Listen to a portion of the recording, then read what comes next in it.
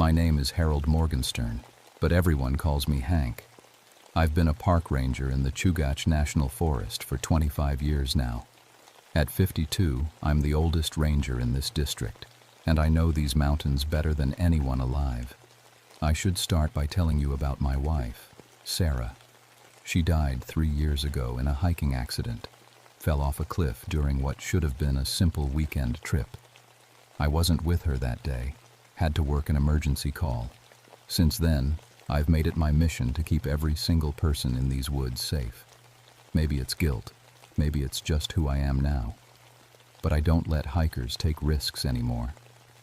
March of 1962 was one of the worst winter thaws I'd ever seen. The snow was melting too fast, making the ground unstable. Hidden cracks in the ice could swallow a person whole. Most sensible folks stayed home.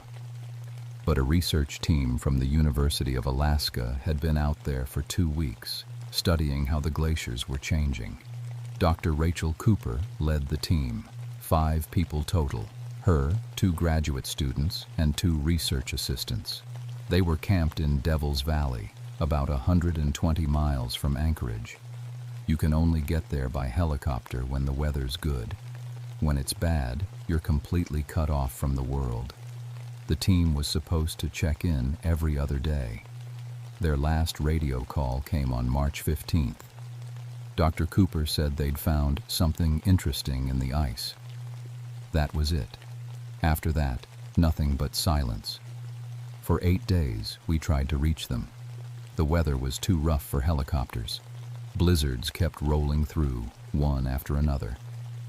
I sat in my cabin, listening to the radio static, getting more worried by the hour. I knew that valley. I'd rescued people from there before. It was dangerous even in good conditions. On March 23rd, the wind finally died down. The sky cleared enough for me to ski in alone. My supervisor wanted to wait for backup, but I couldn't stand it anymore. 8 days of silence meant people were probably already dead. Or dying. I loaded my pack with emergency supplies, medical gear, and enough food for a week. My skis were old, but reliable. I'd made this trip dozens of times, though never in conditions this bad. The snow was deep and soft, making every mile twice as hard as it should be. It took me 6 hours to reach the outer edge of Devil's Valley. The silence was the first thing I noticed. No birds singing, no squirrels chattering, no wind through the trees. Just my skis cutting through snow and my own heavy breathing. The research team's base camp sat in a clearing near the frozen stream. From a distance, everything looked normal. The big green tents were still standing. Equipment was neatly arranged outside. No signs of violence or animal attacks. But when I got closer, something felt wrong. The snow around the camp was churned up in weird patterns, not like people walking around normally, more like someone, or something, had been pacing back and forth for hours. The footprints were too big, too deep. Some had 5 toes, but stretched out longer than any human foot should be. I called out, "Hello, Dr. Cooper, this is Ranger Morgenstern." Nothing but echoes bouncing off the canyon walls. I approached the main tent carefully. The zipper was open, flapping in the breeze. Inside, sleeping bags were laid out neat and tidy, but all the food was gone. Not just eaten, completely gone. Even the canned goods, even the emergency rations that were hard as rocks. The wooden food crates were chewed up, actual bite marks in the wood, like someone had been so hungry they tried to eat the boxes themselves. The teeth marks were too big for any normal person, too wide, too deep. I found more strange things.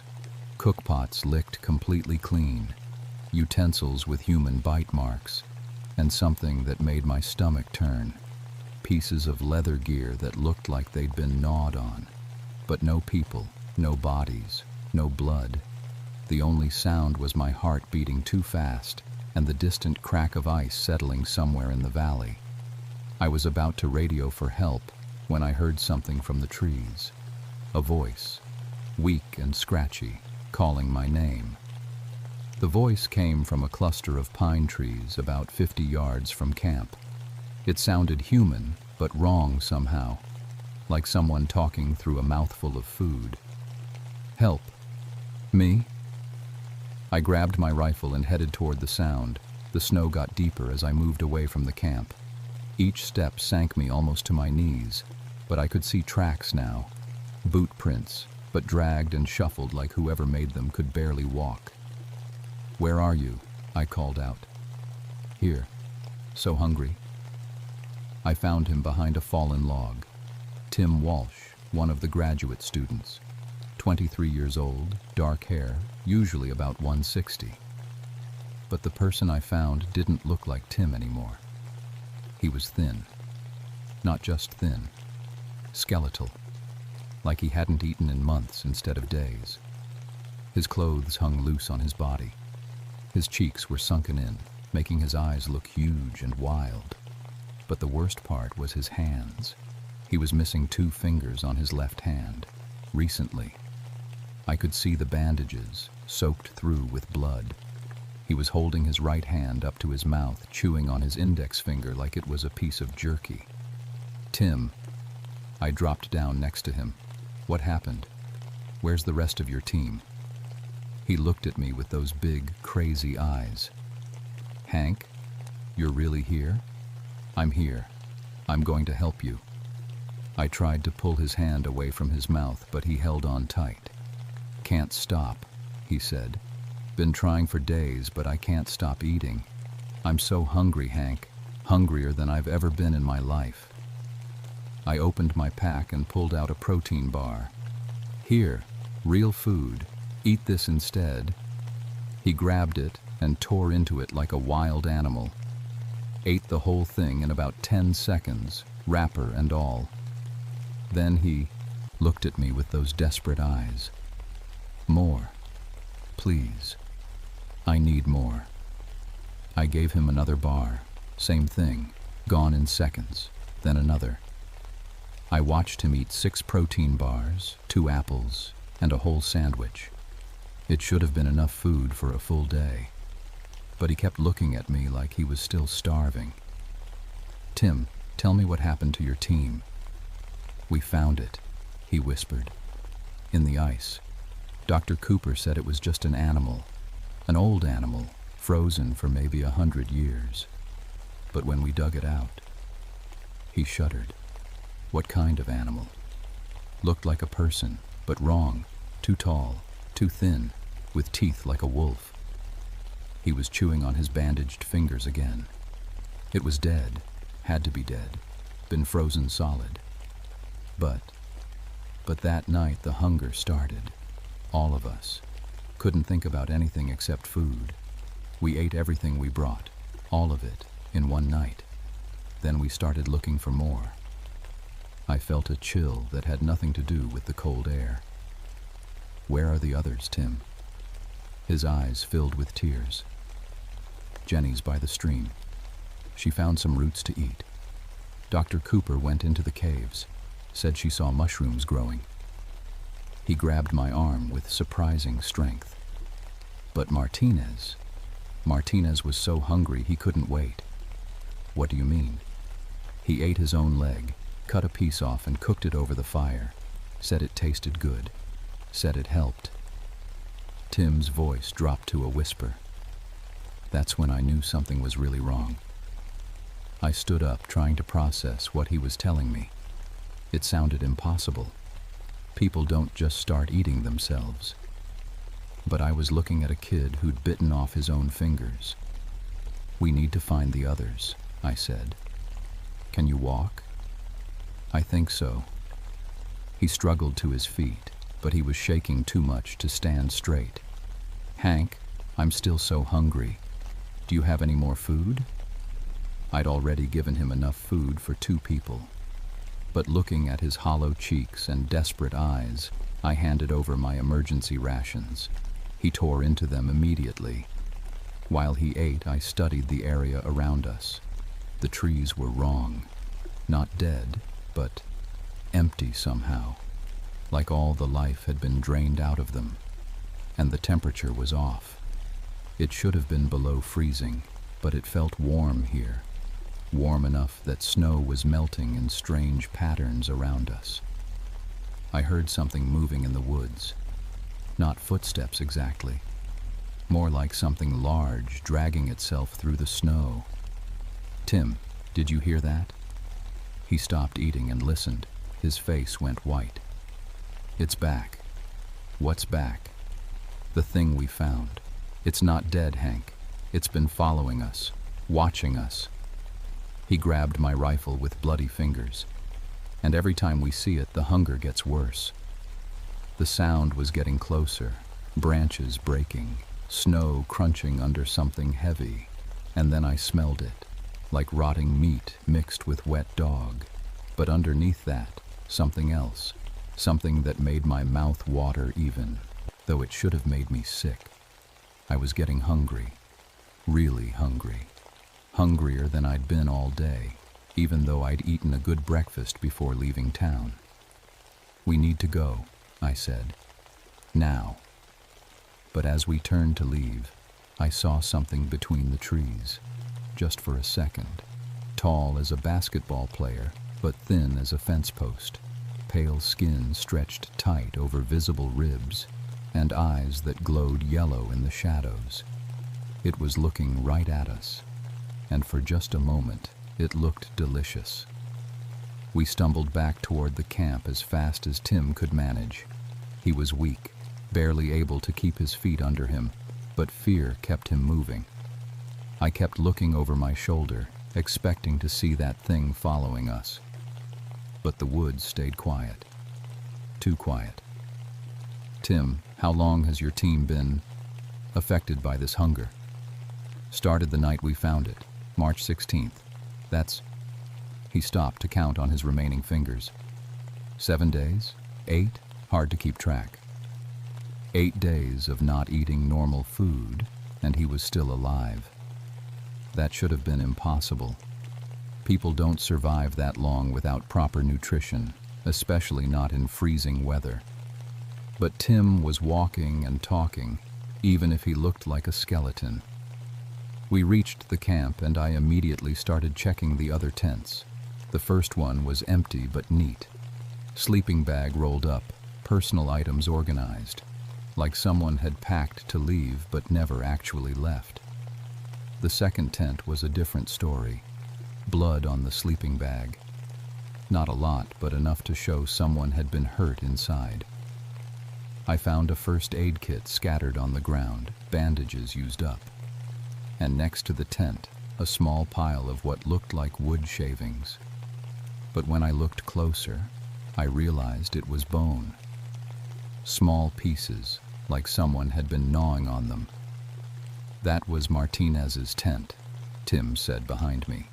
"He was the first one to, start eating himself." "Where is he now?" "Dead, 3 days ago. Jenny and I buried him by the big rock." Tim pointed toward a pile of stones about 100 yards away. "But we were so hungry afterward. The digging made us even hungrier." I felt it again, that strange, growing emptiness in my stomach. I'd eaten well before coming out here, but now it felt like I hadn't had food in days. I pulled out one of my remaining protein bars and ate it quickly. It didn't help. If anything, eating made the hunger worse. "Hank, we should go find Jenny and Dr. Cooper," Tim said. "Before dark, things get worse at night." "What do you mean, worse?"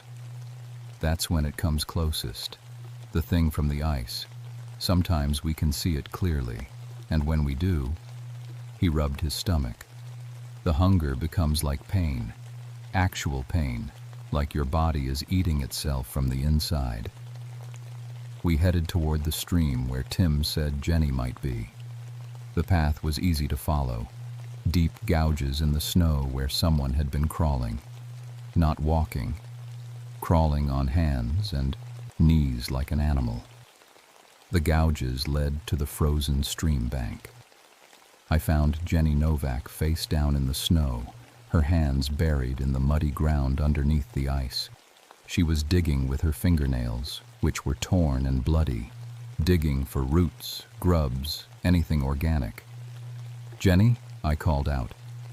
She looked up at me, and I had to take a step back. Her face was covered in mud and bits of roots. Her lips were blue from cold, but her eyes burned with a frantic energy. Like Tim, she'd lost a lot of weight. But more than that, she didn't look entirely human anymore. "Food," she said in a voice like gravel. "Need food. Found some roots, but they're not enough. Never enough." She went back to digging, clawing at the frozen ground with her bare hands. I could see she'd already eaten some of what she'd found. Dirty roots, dead bugs, even pieces of rotten bark. "Jenny, look at me. I'm Hank Morgenstern, the park ranger. I'm here to help you." "Can't help," she said without looking up. "Nothing helps. Been trying to eat the earth, but it doesn't fill the hole. The hole just keeps getting bigger." I knelt down next to her and tried to pull her hands away from the dirt. She fought me with surprising strength. "I have real food, Jenny. Protein bars, dried fruit." That got her attention. She spun around and grabbed my pack, tearing it open before I could stop her. She found my food and started eating everything at once. An apple, 2 protein bars, and a bag of trail mix. She ate them so fast she was choking, but she couldn't slow down. When she finished, she looked at me with pleading eyes. "More. Please, more." I'd given her enough food for a full day, just like with Tim, but I could see it wasn't helping. The hunger was still there, burning in her eyes like a fever. "Where's Dr. Cooper?" I asked. "Caves." She said there might be mushrooms in the caves, but that was 2 days ago. Jenny was already looking around for more things to eat. Maybe she found something, maybe she found enough. The caves were a half-mile hike up the valley slope, natural limestone formations that went deep into the mountain. I'd explored them before in better weather. They were dangerous, easy to get lost, easy to fall down a hidden shaft. "We'll go look for her," I said. "Can you two walk that far?" Tim and Jenny looked at each other. Something passed between them that I didn't like. A look I'd seen before, in the eyes of starving animals. "We can walk," Tim said. "But Hank, you should know something. The hunger, it's not just about food anymore." "What do you mean?" "When you're hungry enough, when you haven't eaten for days and days, everything starts to look like food." He was staring at my hands, even things that shouldn't. Jenny nodded. "Dr. Cooper told us to stay away from each other, especially after Martinez. She said the hunger makes you see people differently." I felt a chill run down my spine. "Are you saying you've thought about eating each other?" "Not thought about," Jenny said quietly. "Planned. We've all planned it. We just haven't been brave enough to start." The walk to the caves took an hour. Tim and Jenny moved slowly, stopping every few minutes to dig in the snow for anything edible. I found myself doing the same thing. My rational mind knew it was crazy, but my stomach felt like it was caving in on itself. The hunger was getting stronger. The cave entrance was a dark opening in the rock face, about the size of a garage door. I'd been inside before with proper equipment. Now I just had a flashlight and a growing sense of dread. "Dr. Cooper," I called into the darkness. "This is Ranger Morgenstern." My voice echoed deep into the mountain. After a moment, we heard a response, faint, but definitely human. "In here." We headed into the cave. The temperature dropped immediately, and our breath started fogging.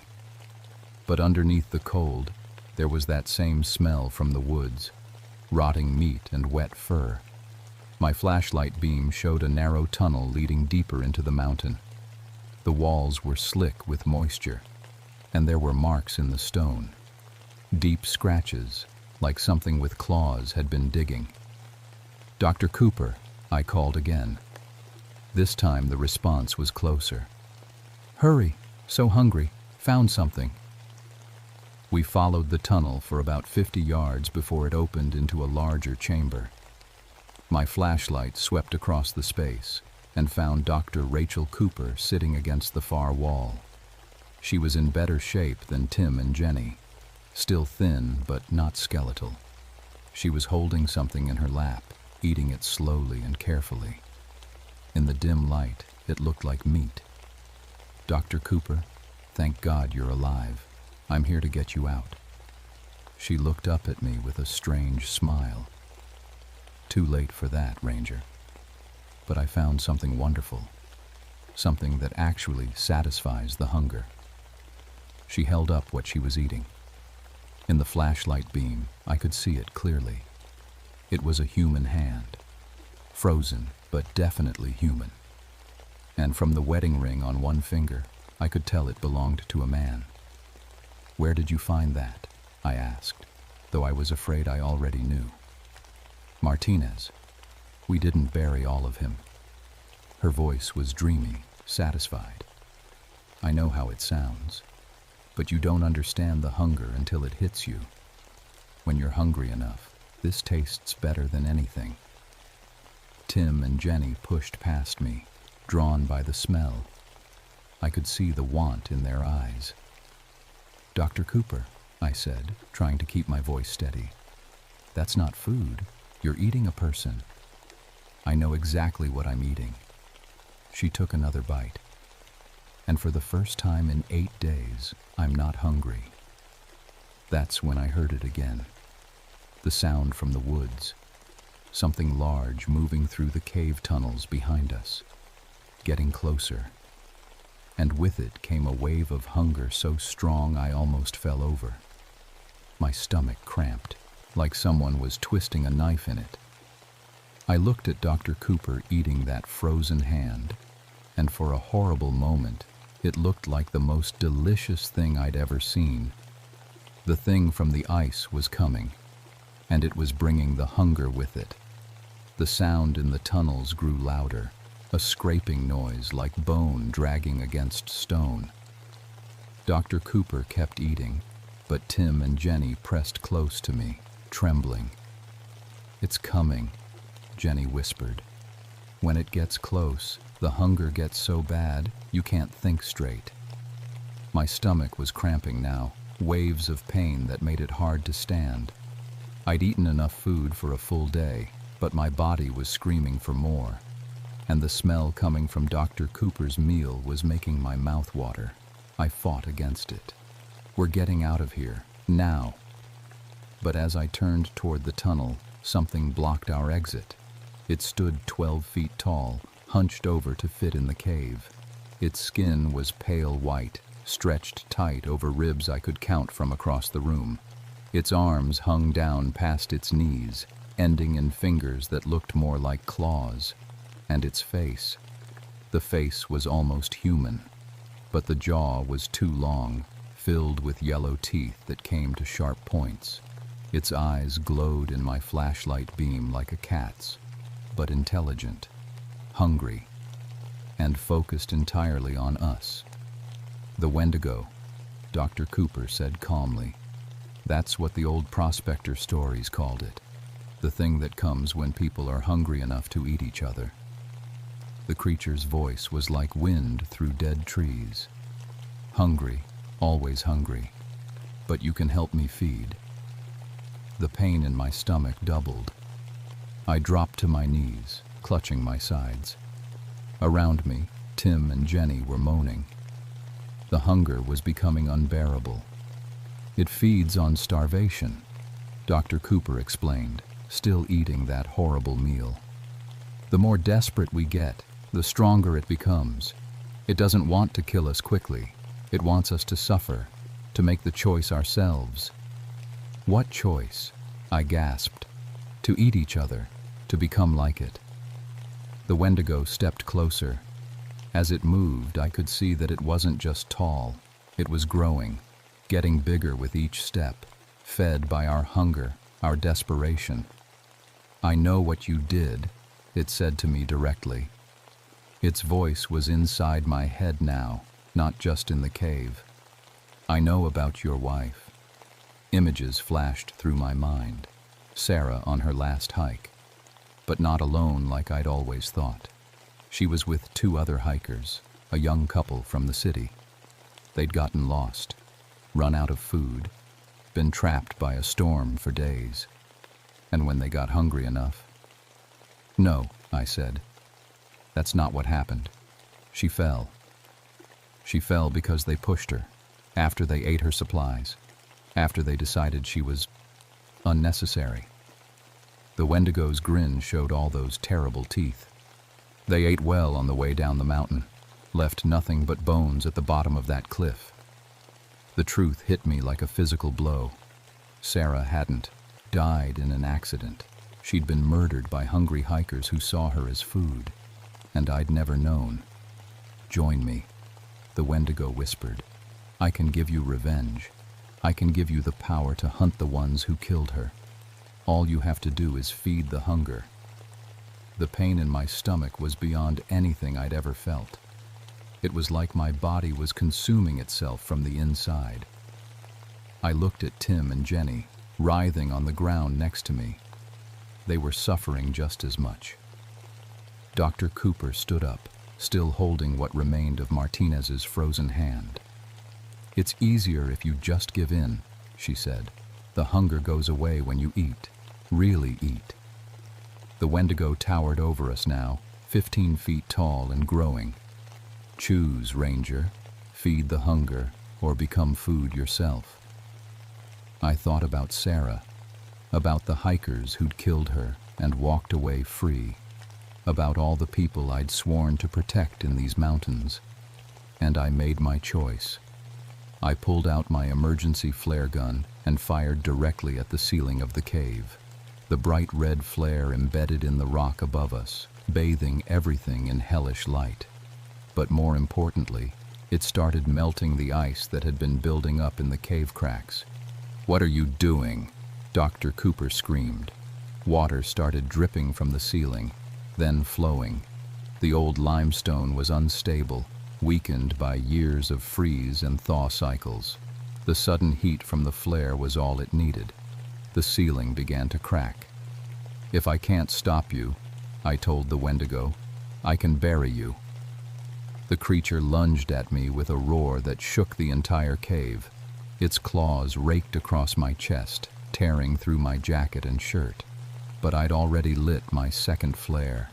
This one I threw deeper into the cave, where I could see ice formations built up over decades. The heat would destabilize everything. The Wendigo's claws caught me again, this time across the face. I felt my cheek split open, but the ceiling was already giving way. Chunks of rock and ice started falling. "The tunnel!" I shouted to Tim and Jenny. "Get to the tunnel!" They struggled to their feet, still fighting against the supernatural hunger. Dr. Cooper tried to follow, but a falling rock caught her in the head. She went down hard. The Wendigo turned toward the others, but I tackled its legs. Even starving and weak, I had 25 years of wilderness survival training. I knew how to fight. The creature was strong, but it was also trapped. The cave was collapsing around us. Rocks fell like rain, and the roar of shifting stone drowned out everything else. I felt the Wendigo's teeth sink into my shoulder, but I held on. If it escaped this cave, it would hunt other people, other families like mine. The last thing I saw before the ceiling came down was Tim and Jenny disappearing into the tunnel. They were going to make it out. Then everything went black. I woke up 6 days later in the hospital in Anchorage. The doctors said it was a miracle I'd survived. The avalanche had buried the entire cave system, but searchers had dug me out of an air pocket near the entrance. They found Dr. Cooper's body, too, but there was no sign of the thing we'd fought. The official report said the research team had been caught in a natural disaster. Tragic accident. These things happen in the wilderness. Tim and Jenny backed up the story. They said they'd gotten lost, run out of food, and made some bad decisions trying to survive. No mention of supernatural hunger or creatures from native folklore. The doctors explained their condition as severe malnutrition and exposure-related hallucinations. But I knew the truth, and I could see in their eyes that they remembered too. The worst part came after I got home. I thought surviving the collapse had cured me. For a few days, I ate normal amounts of food and felt satisfied. I started to believe the nightmare was over. I was wrong. On my first night back in my cabin, the hunger returned. Not as bad as in the cave, but constant, always there. I'd eat a full meal and still feel empty.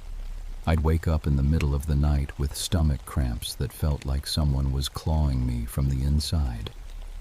I called the hospital, thinking maybe I had internal injuries they'd missed. But the doctors said I was healing perfectly. Physically, there was nothing wrong with me. After a week, I realized what had happened. Fighting the Wendigo hadn't destroyed it. It had changed me, made me part of it somehow. I could feel its presence, distant but real, somewhere in the deep mountains. And I knew it was still growing, still hungry. The worst part was that regular food didn't satisfy me anymore. Oh, I could eat it, and it kept me alive. But there was always that empty feeling, that sense that I needed something else, something I didn't want to think about. I started avoiding people, took early retirement from the ranger service, moved to a cabin even deeper in the wilderness where I wouldn't be around anyone else when the hunger got really bad. Because sometimes, late at night, I'd look at old photos of Sarah and remember what the Wendigo had shown me. The hikers who killed her were still out there somewhere, and I knew exactly what they tasted like hunger. I try to fight it. Most days I succeed. I eat extra protein bars, drink protein shakes, anything to fill the hole in my stomach. I remind myself that I'm not a monster. But sometimes I catch myself following hiking trails, watching for lone travelers, planning how I could take them somewhere isolated, how I could make them understand the kind of hunger that never goes away. That's why I'm writing this down. If something happens to me, if I disappear, or if someone finds evidence of things I hope I'll never do, at least people will know the truth. There are things in the deep woods that should stay buried. But hunger is stronger than ice, stronger than death, and it's always looking for new ways to feed. If you're planning to hike in the Chugach National Forest, I have one piece of advice. Bring more food than you think you'll need. Pack extra supplies. Never travel alone.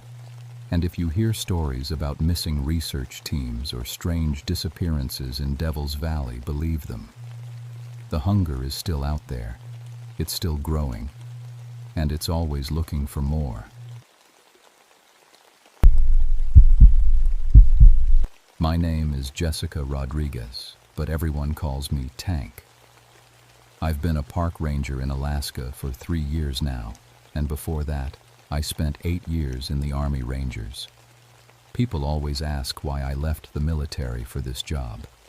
The truth is, after 2 tours in Afghanistan, I needed mountains that weren't trying to kill me. I was wrong about that part. It's August 1987, and I'm sitting in the Wrangell Mountains Ranger Station looking at a missing persons report. 8 climbers, all experienced, all overdue by 3 days. The weather's been perfect, no storms, no sudden temperature drops, nothing that should have stopped them from checking in. Their names are written on the form in front of me. Dr. Michael Chen, team leader, 20 years of climbing experience. Sarah Williams, mountain guide from Colorado.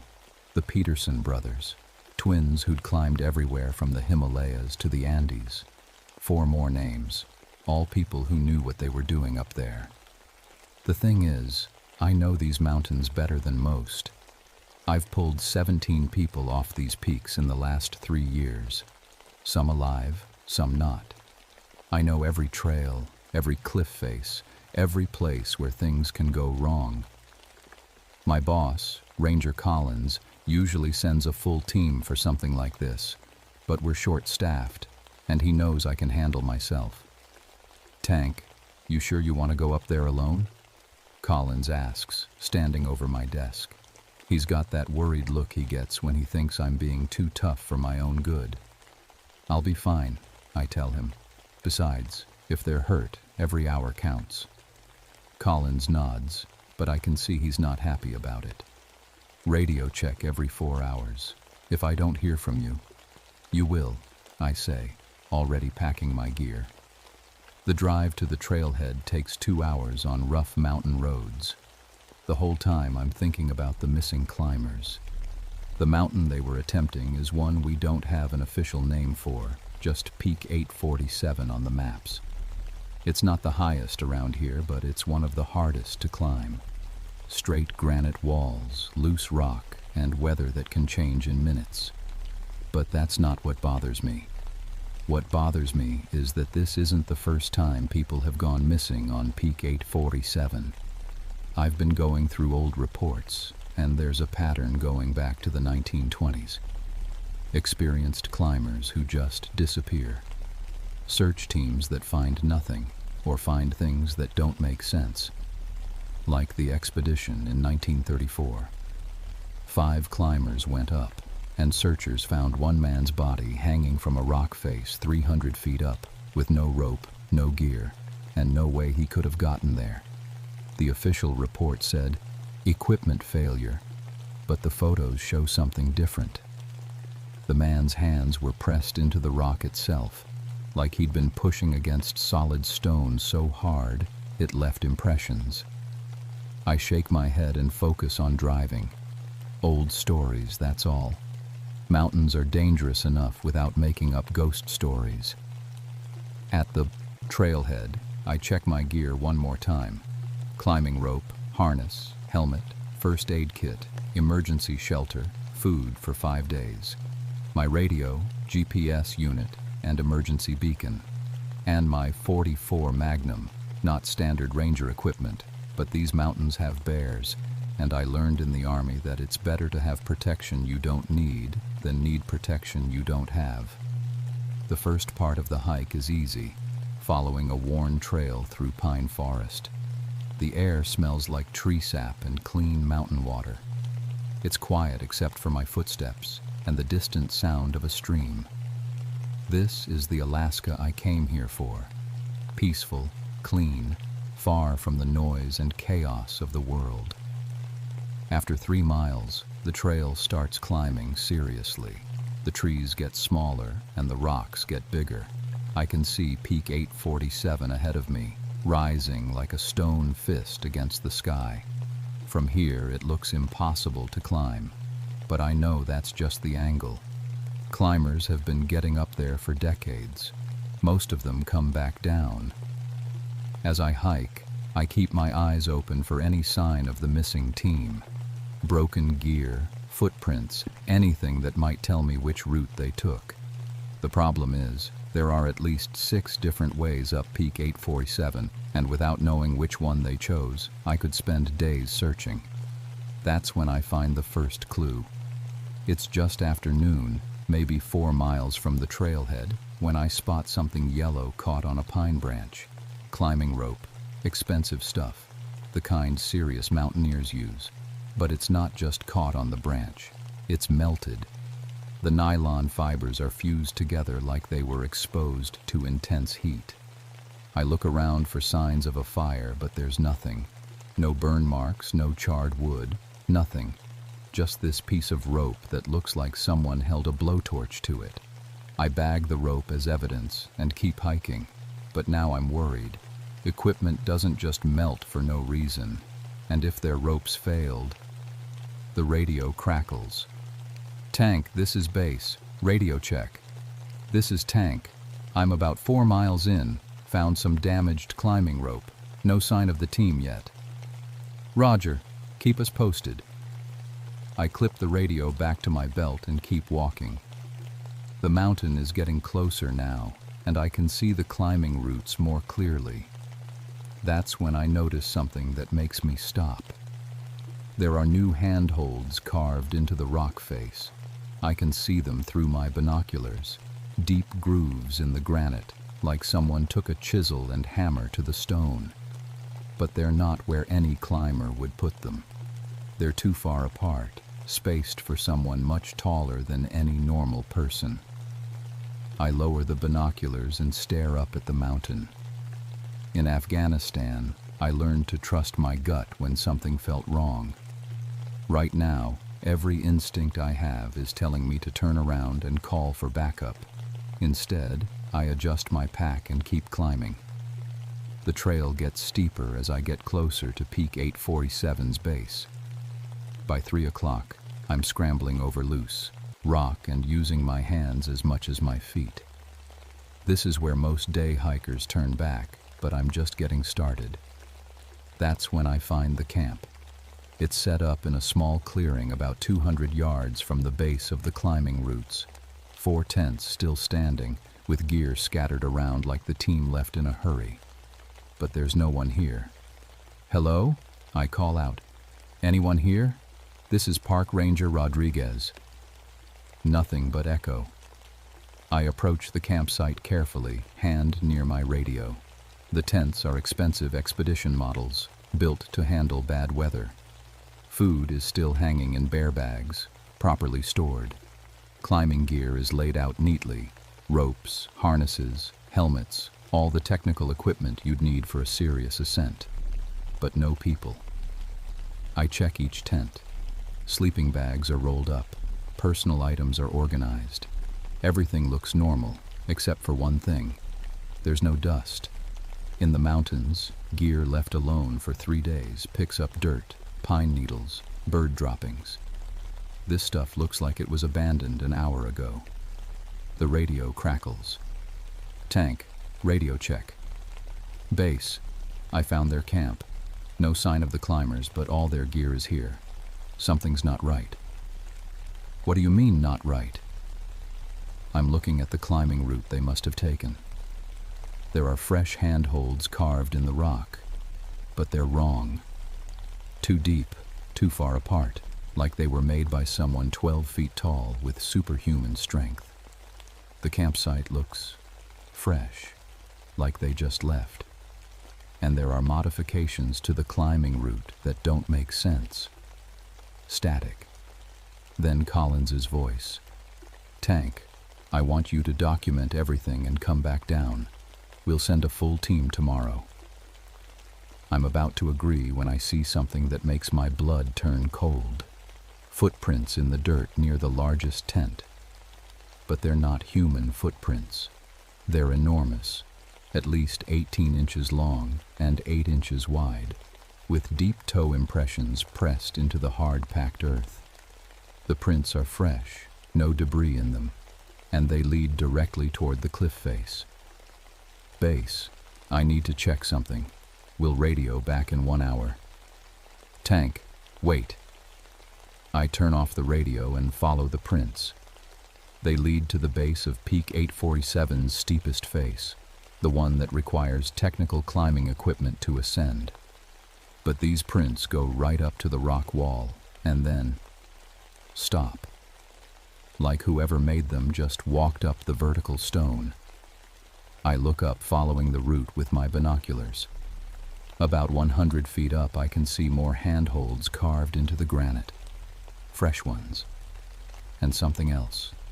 Dark stains on the rock that look like dried blood. My military training kicks in. Document everything. Trust your equipment. Don't make assumptions. I start taking pictures with my camera, focusing on the footprints and the modified climbing route. Through the viewfinder, I see something that wasn't there before. Scratches in the rock near the base of the cliff. Deep, gouges that spell out words in rough letters. Leave now. I lower the camera and look with my naked eyes. The scratches are gone. I look through the camera again. There they are, clear as day. Leave now, carved at least an inch deep into solid granite. My hands are shaking as I lower the camera. In Afghanistan, stress could make you see things that weren't there. But this is different. This feels real. I decide to start climbing. The first 50 feet are straightforward. Good handholds, solid rock, nothing that would challenge an experienced climber. But as I get higher, I start noticing the modifications more clearly. Someone or something has been changing the rock face, creating handholds where none should exist and removing others that would be natural climbing points. It's like the mountain is being customized for something that climbs differently than humans.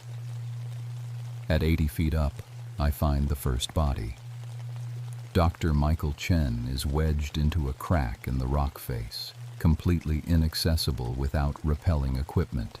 But there's no rope anywhere near him. No way he could have gotten into that position. His climbing harness is still intact, but his rope has been cut, not frayed or broken, cut with something sharp. His face is turned toward me, and his expression is one of pure terror. His mouth is open in a silent scream, and his eyes are wide and staring. But what makes me nearly lose my grip on the rock is what I see in his pupils. They're reflecting something huge moving behind me. I spin around as fast as I can while maintaining my grip on the cliff face. There's nothing there but empty air and the forest far below. But I swear I can feel something watching me. Something big enough to cast a shadow across the rock face. "Hello?" I call out. My voice echoes off the mountains, but there's no answer. I look back at Dr. Chen's body. His eyes are now closed. That's impossible. Dead people don't close their eyes. But I know what I saw. They were open when I first spotted him, and now they're shut. I key my radio with shaking hands. "Base, this is Tank. I found Dr. Chen. He's dead. Something's very wrong up here." Static. Then a voice that sounds like Collins, but distorted. "Tank, you need to climb higher." That's not what Collins would say. Collins would tell me to mark the location and come down immediately. "Base, repeat your last transmission." More static, then clearly. "The others are higher up. You have to find them." I look at my radio. The display shows it's receiving a signal, but the frequency is wrong. It's picking up something that's not our base station. As I'm staring at the radio display, I hear something that makes my skin crawl. The sound of rock grinding against rock, like someone is reshaping the stone around me. I look up, and 20 feet above me, a new handhold is being carved into the cliff face. I can see the granite dust falling, can hear the scraping sound, but I can't see what's making it. The new handhold is perfectly sized for my grip. Something wants me to keep climbing. Every rational part of my mind is screaming at me to rappel down immediately, call for backup, and get as far away from this mountain as possible. But I can hear voices now, faint calls for help coming from somewhere above. The missing climbers are still alive. I clip my radio to my belt, check my safety equipment, and start climbing toward the impossible handholds that are appearing in the rock ahead of me. Behind me, something large begins to follow. I climb for another hour, following handholds that appear just as I need them. Each one is perfectly placed, perfectly sized, like the mountain is customizing itself for my ascent. But I can feel something behind me the whole time, a presence that stays just out of sight. At 200 feet up, I find Sarah Williams. She's hanging upside down from an overhang, suspended in midair with no rope visible. Her climbing harness is intact, but there's nothing connecting her to the rock. She's just floating there, 20 feet out from the cliff face, her arms dangling toward the ground far below. But she's alive. Her chest is moving, and I can see her eyes tracking my movement. "Sarah," I call out, "can you hear me?" Her mouth opens and closes, but no sound comes out. Then, impossibly, her voice reaches me clearly despite the distance. "Jessica, don't look behind you." I freeze on the rock face. I didn't tell her my name. And her lips weren't moving when I heard her voice. Slowly, I turn to look over my shoulder. There's nothing there but empty air. But I can see my shadow on the rock face next to me, and it's not alone.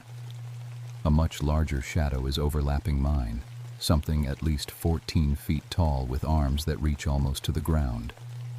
As I watch, the shadow turns its head to look directly at me. I look behind me again, still nothing there. When I turn back to check on Sarah, she's gone. Just empty air where she was hanging moments before. But I can still hear her voice. "It's in your head, Jessica. It makes you see things. It makes you climb." That's when I feel it, a pressure inside my skull, like someone pressing against the inside of my forehead. My arms and legs start moving without my conscious control, carrying me higher up the cliff face toward handholds I didn't choose to use. I try to stop climbing, but my muscles won't obey. My left hand reaches for a hold while my right hand releases, carrying me upward against my will. It's like being a passenger in my own body. "Stop," I say out loud. "Let me control my own movement." The pressure in my head increases, and suddenly I'm climbing faster than I've ever climbed before. My body is moving with inhuman precision, never missing a hold, never hesitating. But it's not me doing it. Through the psychic pressure, I hear a voice that's not human. Deep, rumbling like rocks grinding together. "You will climb to them. You will join them." I fight against the mental control, drawing on techniques I learned in Army survival training. Focus on breathing. Compartmentalize the fear. Find something real to anchor to. The .44 Magnum on my belt, the weight of it, the familiar grip. I force my right hand to move to the gun, fighting against the psychic control with every ounce of willpower I have. For a moment, I regain control of my body. I stop climbing and press myself against the rock face, gasping like I've been underwater. That's when I see the Peterson brothers. They're 300 feet above me, on a section of cliff that should be impossible to reach. They're moving across the vertical rock face like they're walking on flat ground, but their movements are jerky, unnatural, like puppets being controlled by an inexperienced puppeteer.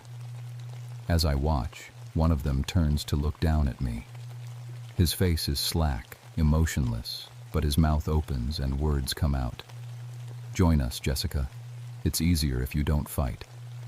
The psychic pressure hits me again, harder this time. My body starts climbing without my permission, but now I know what I'm fighting. I've been in combat, I've faced enemies trying to kill me, but I've never faced anything trying to control my mind. I force my hand back to the radio.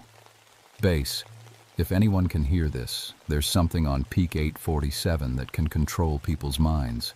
I've found the missing climbers, but they're not themselves anymore." Static. Then that distorted voice again. "Tank, keep climbing, everything's fine." That's definitely not Collins. I turn off the radio and focus on fighting the mental pressure. For the next hour, it's like wrestling with an invisible opponent. The creature, and I'm sure now that's what it is, keeps trying to force me to climb higher. I resist by clinging to handholds, by focusing on my military training, by thinking about anything real and solid I can remember. But I'm getting tired, and the psychic pressure is getting stronger. At 400 feet up, I finally see it clearly. It's standing on a ledge that shouldn't exist, a platform of stone that wasn't there when I started climbing. 14 feet tall, covered in dark brown fur, with arms that reach nearly to its knees. But the worst part is its head. Enormous, at least twice the size of a human skull, with deep-set eyes that glow with a dim red light. And I can feel its thoughts pressing against my mind like a heavy blanket, trying to smother my consciousness. "You are mine now," it says without speaking, the words appearing directly in my head. "Like the others, you will climb until your heart stops. Then I will place your body where the next ones can see it." I see the other climbers now, all of them, arranged around the creature like a grotesque art display. They're positioned in impossible places on the cliff face, their bodies twisted into climbing poses they couldn't have achieved on their own. Their eyes are open but empty, staring out at the mountains with the blank expression of mannequins. But they're still breathing, still alive, trapped inside bodies they can no longer control. The creature steps forward and reality bends around it. I watch stone flow like liquid under its feet, creating new handholds and ledges as it moves. This thing doesn't just climb the mountain, it reshapes it. "I am the king of this mountain," it says in my head. "I have been here since before your kind learned to make fire. Climbers come to challenge my peaks, and I make them part of my domain." The psychic pressure intensifies, and I feel my consciousness being pushed into a corner of my own mind. My body starts climbing again, carrying me toward the creature and its collection of living puppets. But I still have one advantage: the explosives training from my army days. While my body climbs against my will, I force my mind to work on a different problem. I'm carrying standard ranger gear, but some of it can be repurposed. Emergency flares contain magnesium. My camp stove uses pressurized fuel. The battery from my GPS unit can create a spark. If I can't fight this thing directly, maybe I can bring part of the mountain down on it. I let the creature think it's winning, let my body carry me closer to its ledge while my mind plans an improvised explosive device. The psychic pressure is overwhelming now, but I hold on to one clear thought. I'm not just a park ranger anymore. I'm a soldier, and soldiers find a way to complete the mission, even if it kills them. As I reach the creature's ledge, I get my first clear look at what I'm really facing. Its eyes are like looking into deep caves, and I can see intelligence there. Ancient, patient, completely alien. This thing has been hunting humans for decades, maybe centuries, perfecting its techniques for psychological torture. "Welcome to my collection," it says, gesturing to the controlled climbers positioned around the ledge. "You will make an excellent addition." But while it's savoring its victory, I'm already working on mine. I just hope I can finish setting the charges before it realizes what I'm doing. The creature's psychic control is almost total now. I can feel my own thoughts being pushed aside as it takes over my motor functions. My body moves like a puppet while my consciousness screams from inside my own skull. But the creature makes a mistake. It's so focused on controlling my movements that it doesn't pay attention to my hands as they work on the gear clipped to my belt. Emergency flare in my left pocket, GPS battery in my right, camp stove fuel in my pack. All the components I need for an improvised explosive device, if I can assemble them without the creature noticing. "You fight harder than most," the creature says, its voice echoing inside my head. "But you will learn, as they did, that resistance only makes the process more painful." It gestures to the other climbers positioned around the ledge. Now that I'm close, I can see the truth about them. They're not dead. They're worse than dead. Their bodies are perfectly preserved by the creature's power, but their minds are trapped, conscious but helpless, forced to watch through their own eyes as their bodies are used as decorations. Sarah Williams turns her head to look at me, and I can see the awareness in her eyes, the desperate plea for help. Her mouth moves soundlessly. Kill me. That's when I understand what I'm really fighting. This creature doesn't just kill climbers. It collects them. It keeps them alive and aware while using their bodies as trophies, forcing them to experience an eternal nightmare of imprisonment. The rage breaks through the psychic control for a moment, and I'm able to move my hands freely. I pull the pin from the emergency flare and start unscrewing the camp stove fuel canister. The creature notices. "What are you doing?" Instead of answering, I bite down hard on my tongue, using the pain to focus my mind. Blood fills my mouth, but the sharp sensation cuts through the psychic fog. "You think to hurt me?" The creature laughs, a sound like grinding stone. "I have survived avalanches, earthquakes, lightning strikes. What can one small human do?" I force myself to speak. "You made a mistake. You chose the wrong soldier." The creature's glowing eyes narrow. It increases the psychic pressure, trying to regain full control of my body, but I'm ready for it now. I let it control my legs and torso while keeping my hands working on the improvised bomb. "In Afghanistan," I say through gritted teeth, "we had a saying, when you can't retreat and you can't advance, you blow up the battlefield." The creature realizes what I'm doing and lunges toward me, but it's too late. I've connected the GPS battery to the flare igniter and shoved both into the fuel canister. The device isn't sophisticated, but it doesn't need to be. At this altitude, a small explosion can trigger a massive rockfall. "You will die too," the creature says. "I know." I meet its alien gaze. "But you'll let them go." "No, they are mine forever." That's when I trigger the device. The explosion isn't large by itself, maybe equivalent to a stick of dynamite.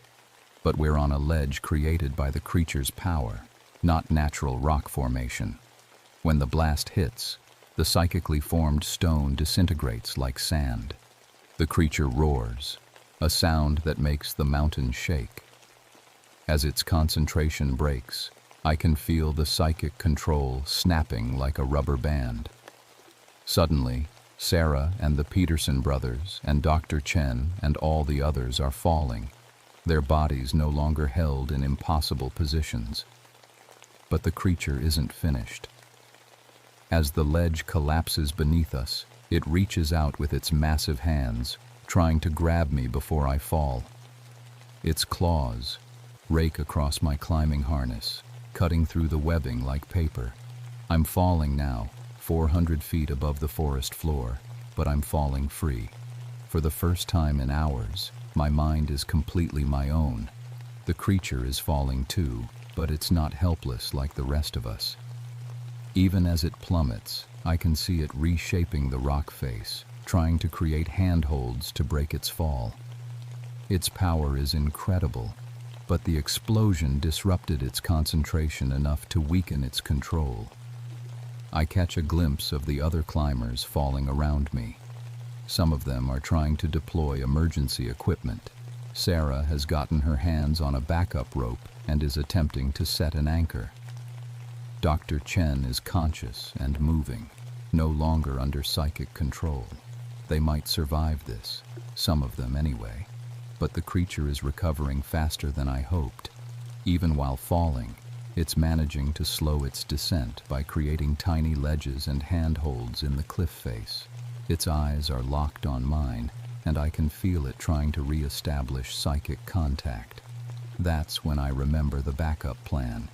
Every ranger carries emergency gear, including a personal locator beacon that can trigger a helicopter rescue. But the beacon has another function. It can send a signal to avalanche charges placed around unstable slopes. Peak 847 has several such charges, positioned to bring down loose rock that might threaten climbers below. If I can trigger them all at once. I fumble for the beacon as I fall, fighting against the wind and the creature's renewed psychic assault. My fingers find the emergency switch just as the creature manages to arrest its fall on a newly created ledge. "You cannot escape me," it says in my mind. "I will find you wherever you run." "I'm not running," I reply, and trigger the beacon. For a moment, nothing happens. Then I hear the distant rumble of explosions echoing off the mountain peaks. The avalanche charges are detonating in sequence, bringing down thousands of tons of loose rock. The creature looks up just as the avalanche hits. I don't see what happens to it after that, because I'm too busy trying not to die myself. The falling rocks create a dust cloud that blocks out the sun, turning day to twilight in seconds. I can barely see the cliff face rushing past me, let alone try to grab handholds. But my military training kicks in. I've done high-altitude jumps. I know how to control a fall. I spread my arms and legs to increase drag, try to angle toward a section of cliff that looks less vertical. At 150 feet above the ground, I hit a pine tree. The impact nearly knocks me unconscious, but the tree breaks my fall just enough to save my life. I crash through the branches, hitting everyone on the way down, until I finally slam into the trunk and stick there, tangled in my own climbing rope. Everything goes dark. I wake up in a hospital bed in Anchorage 3 days later. The first thing I notice is that my left hand won't move properly. Nerve damage from the fall. The second thing I notice is that I can't remember exactly how I got off the mountain. Collins is sitting next to my bed, looking like he hasn't slept since I left on the rescue mission. "Tank? You awake?" I try to speak, but my throat is raw. He gives me water, and after a few sips I manage. "The others?" "We found 5 survivors. Sarah Williams, Dr. Chen, both Peterson brothers, and Maria Santos. They're all alive, but..." He pauses. "They're having some memory problems. Like you." Memory problems. That's one way to put it. I remember climbing the mountain. I remember finding the bodies. But everything after that is fragments. Falling through darkness. The sound of breaking stone. Eyes like red stars watching me fall. "What about the other 3? Collins shakes his head. "Still missing. We've had search teams on that mountain for 2 days, but..." He looks uncomfortable. "Tank, we found some things up there that don't make sense." "Like what?" "Handholds carved into solid granite with no tool marks. Rock formations that weren't there on the geological survey maps. And your climbing rope was cut, not broken. Cut clean through with something sharp." I touch my throat, where I can feel bandages. "What happened to me?" "We found you hanging upside down from a tree 200 feet below where your rope was cut. Medically speaking, you shouldn't have survived that fall." He leans forward. "Tank, what really happened up there?" I close my eyes and try to remember. Images flash through my mind. A ledge that shouldn't exist. Eyes like burning coals. The sound of stone flowing like water. But when I try to focus on the details, they slip away like dreams. "I don't know," I say finally. "I remember climbing, finding some of the team, then falling. Everything else is just impressions." Collins nods, but I can see he's not satisfied with that answer. The survivors all tell similar stories, partial memories, gaps in time, feeling like they lost control of their own bodies. "Group hallucination," I suggest. "Altitude, stress, hypothermia. It happens." But even as I say it, I'm reaching into the pocket of my hospital gown. My fingers find something that shouldn't be there, something hard and organic, like a piece of dried wood. When Collins leaves to get the doctor, I pull it out and look at it. It's a finger, too large to be human, covered in coarse brown fur, with a claw instead of a fingernail. The bone structure is wrong, the proportions impossible. I stare at it for a long time, then wrap it in a tissue and hide it back in my pocket. 6 months later, I'm medically retired from the Park Service due to my injuries. The nerve damage in my left hand never fully heals, and I have recurring nightmares about falling through darkness.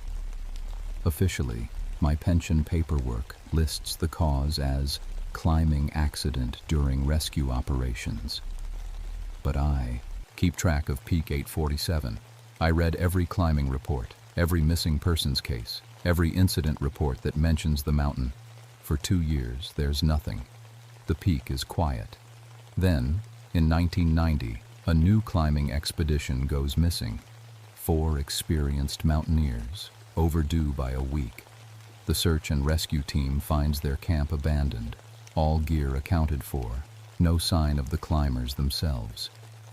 I read about it in a newspaper, and that night I dream about red eyes watching me from the darkness above. I still have the finger. Sometimes late at night, I take it out and study it under a magnifying glass. The fur is real. The bone structure is unlike anything in the biological record. The claw is sharp enough to cut granite. 3 people know about it besides me: a retired anthropologist, a forensic pathologist, and a government biologist whose name I can't mention. All 3 have confirmed that it doesn't belong to any known species. All 3 have suggested that I lose the sample for my own safety. I've considered it, but every time I think about throwing it away, I remember Sarah Williams's eyes, the desperate plea for help, the awareness trapped inside a body she couldn't control.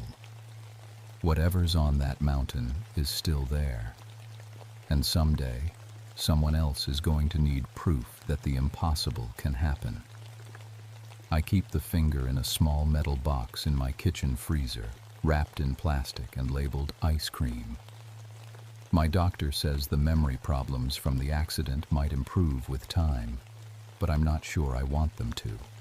Some things are better forgotten, but some things need to be remembered, even if no one believes them. Especially then, the mountain is still there, still waiting, and I know that someday I'll have to go back. When I do, I won't go alone.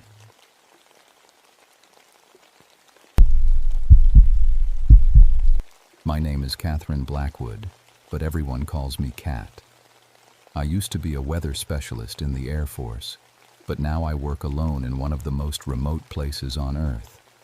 The Arctic National Wildlife Refuge in Alaska doesn't have many visitors. In fact, during the summer of 1971, I was the only human being for 200 miles in any direction.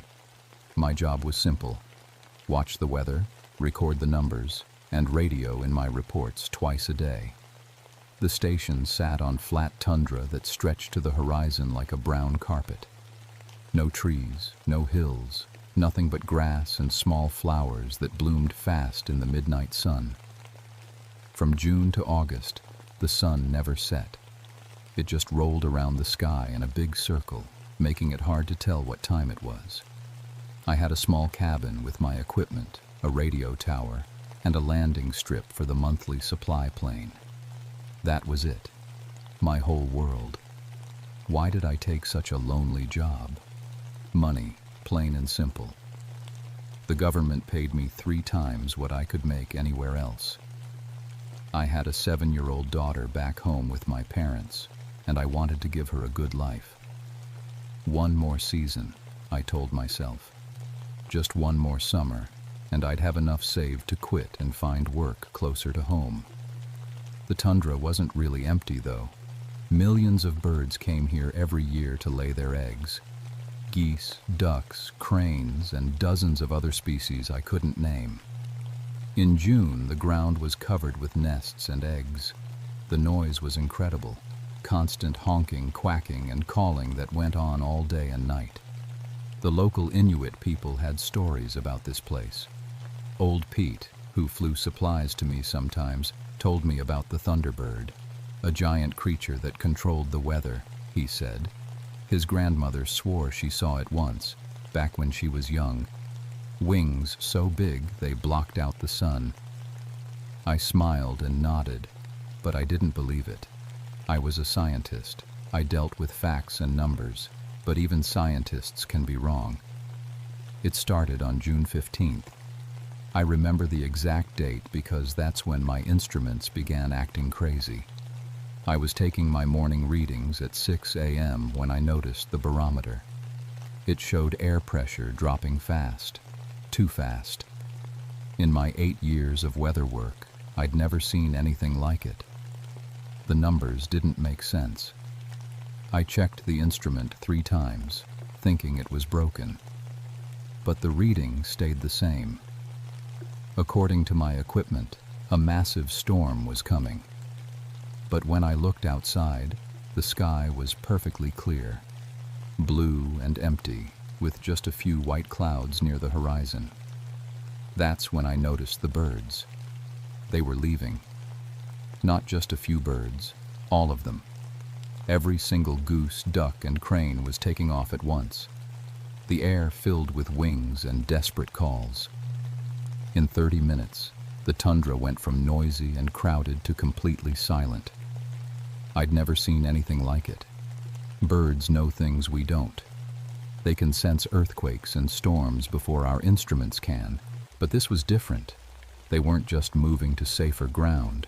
They were running away. I tried to radio the base in Fairbanks, but got nothing but static. Strange static that almost sounded like massive wings beating, which was impossible, of course. Radio waves don't sound like anything. By 7 a.m., the temperature started dropping. In 1 hour, it fell from 68 degrees to 38. Frost began forming on my windows. In the middle of summer, I'd been doing weather work for over a decade, and I knew this was impossible. Weather doesn't change that fast without a reason. Storms, cold fronts, pressure systems, they all follow rules. They have causes you can track and measure. This had no cause. It was just happening. I spent the morning checking every piece of equipment I had. Everything was working perfectly, but the readings made no sense. It was like the weather had gone crazy, but only here, only in this one spot on the tundra. The silence bothered me most of all. For weeks, I'd listened to thousands of birds. Now I could hear my own heartbeat. The quiet felt heavy, like something was pressing down on the world. At 10 a.m., I was outside checking the wind gauge when I saw the shadow. It moved across the ground slowly, like a cloud shadow, but there were no clouds big enough to cast it. The shadow was huge, maybe 200 feet across, and it had a shape. Not round like a cloud shadow. It looked like wings. I looked up at the clear blue sky and saw nothing. Nothing at all. But the shadow kept moving across the tundra, heading north. That's when I knew something was very wrong. The shadow came back an hour later. This time I was ready for it. I had my camera and was standing outside when the temperature dropped another 10 degrees in just minutes. My breath started showing in the air, and frost spread across the ground like someone was painting it white. The shadow appeared from the south, moving in a straight line toward my station. I raised my camera and looked up, trying to see what was casting it. The sky was still completely clear, but the shadow was definitely there. It passed over me, and for those few seconds, everything went dark and cold. I took 12 pictures of empty sky. When I developed the film later, 11 photos showed nothing but blue sky and white clouds. But one picture was different. In the very center, almost too faint to see, was a dark shape. It looked like a bird, but the size was all wrong. If my calculations were right, it would have to be enormous. I told myself it was a flaw in the film. Had to be. At noon, I tried the radio again. This time I got through to Fairbanks, but the connection was terrible, full of that strange static that sounded like wing beats. Weather Station 7, this is Cat Blackwood. Over. Cat, this is base control. Your morning report didn't come through. What's your status? Over. I'm having equipment problems. I lied. I couldn't tell them the truth. Who would believe it? Pressure readings are all wrong and we've had an unusual temperature drop. Over. Copy that. We're showing clear skies across your region. Are you sure about the temperature? Over. I looked at my thermometer. 28 degrees and still falling. I'm sure. Over. Roger. Supply flight is scheduled for tomorrow, day early due to weather reports. Dave Morrison is piloting. He'll check your equipment. Base control out. Dave Morrison. I knew him, a good pilot who'd been flying supplies to remote stations for 15 years. If anyone could get through whatever was happening here, it was Dave. But I had a bad feeling about it. The afternoon stayed cold and quiet. I kept checking the sky, but saw nothing except that faint shadow passing over every hour or so.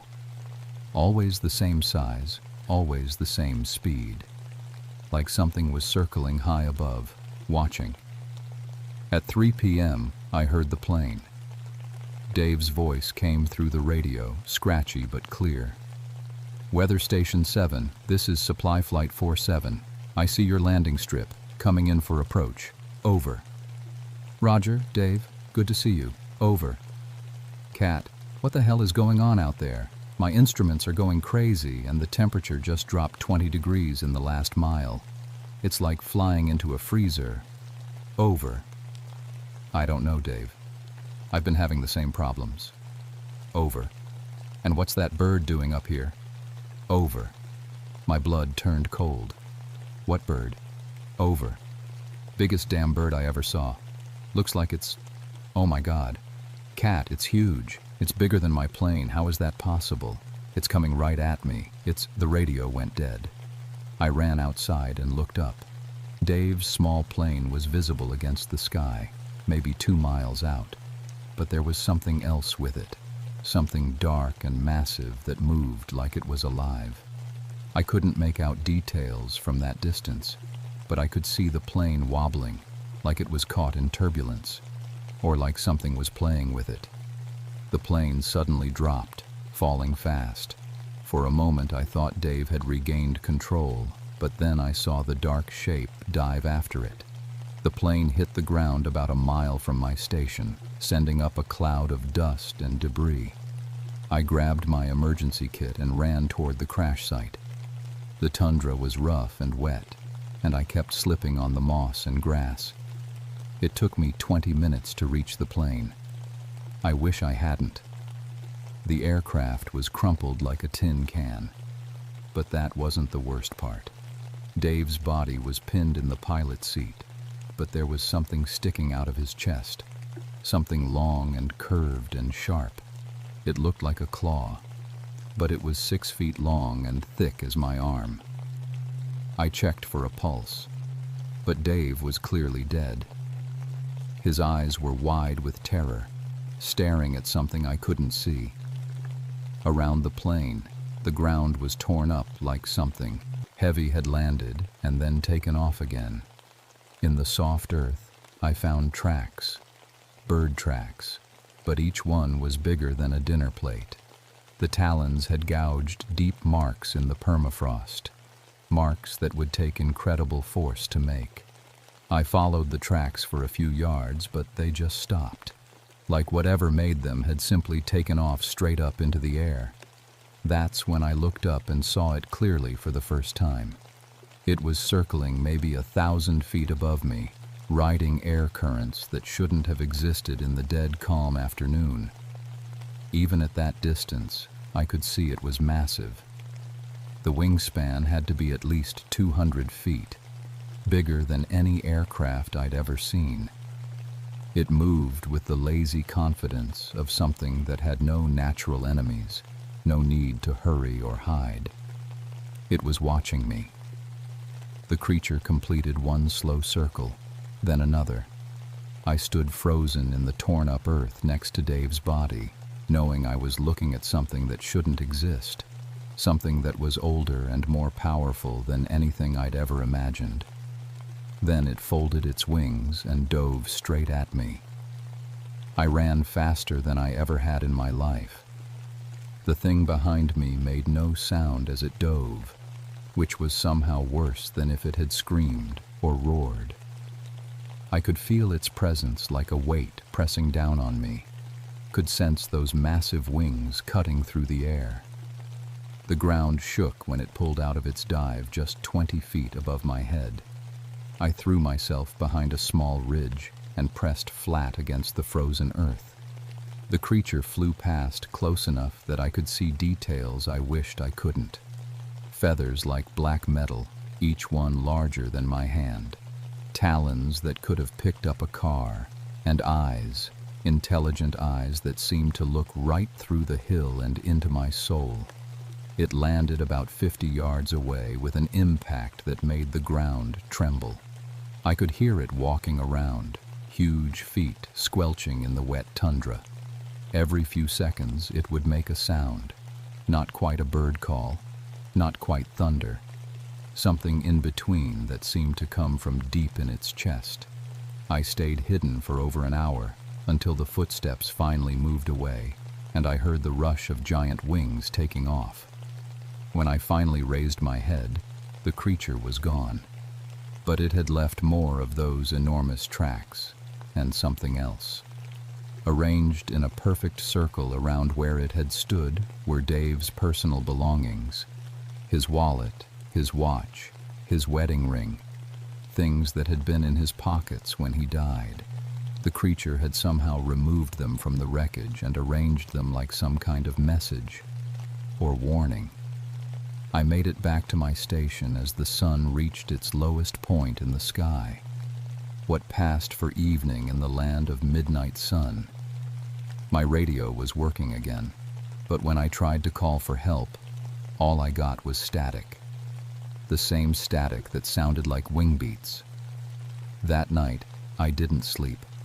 I sat by my window with a pair of binoculars, watching the empty sky.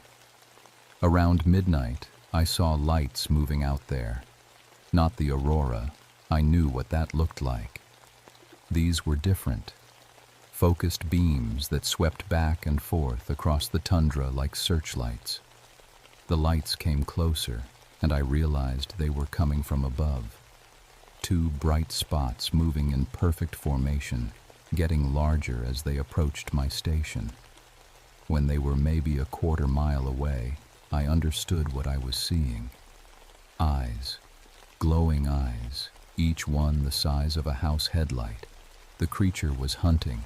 It passed directly over my cabin, close enough that I could see the details of its belly. Feathers that shifted and moved like they were alive. Patterns that seemed to twist and change when I looked at them directly.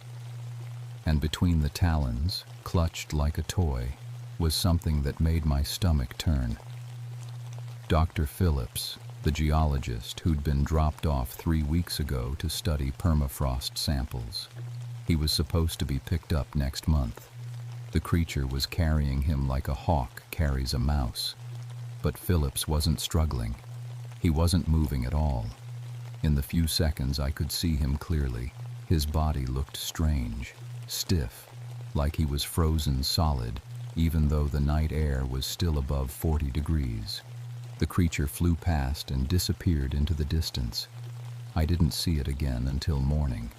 Dr. Phillips's body was on my doorstep when I opened the door at 6 a.m. He was frozen solid, just like I'd thought. Ice crystals covered his clothes and skin. His face was locked in an expression of absolute terror, eyes wide, mouth open in a silent scream. But the strange thing was, he hadn't died of cold. When I checked his body, I found the same kind of wounds Dave had. Talon marks, but these were precise, surgical, like the creature had been careful not to damage him too badly, like it wanted him alive when it froze him. Around Philip's body, scratched into the frozen ground, were symbols, not letters or numbers, but patterns that looked almost like weather maps. Spirals and lines that reminded me of hurricane formations and pressure systems.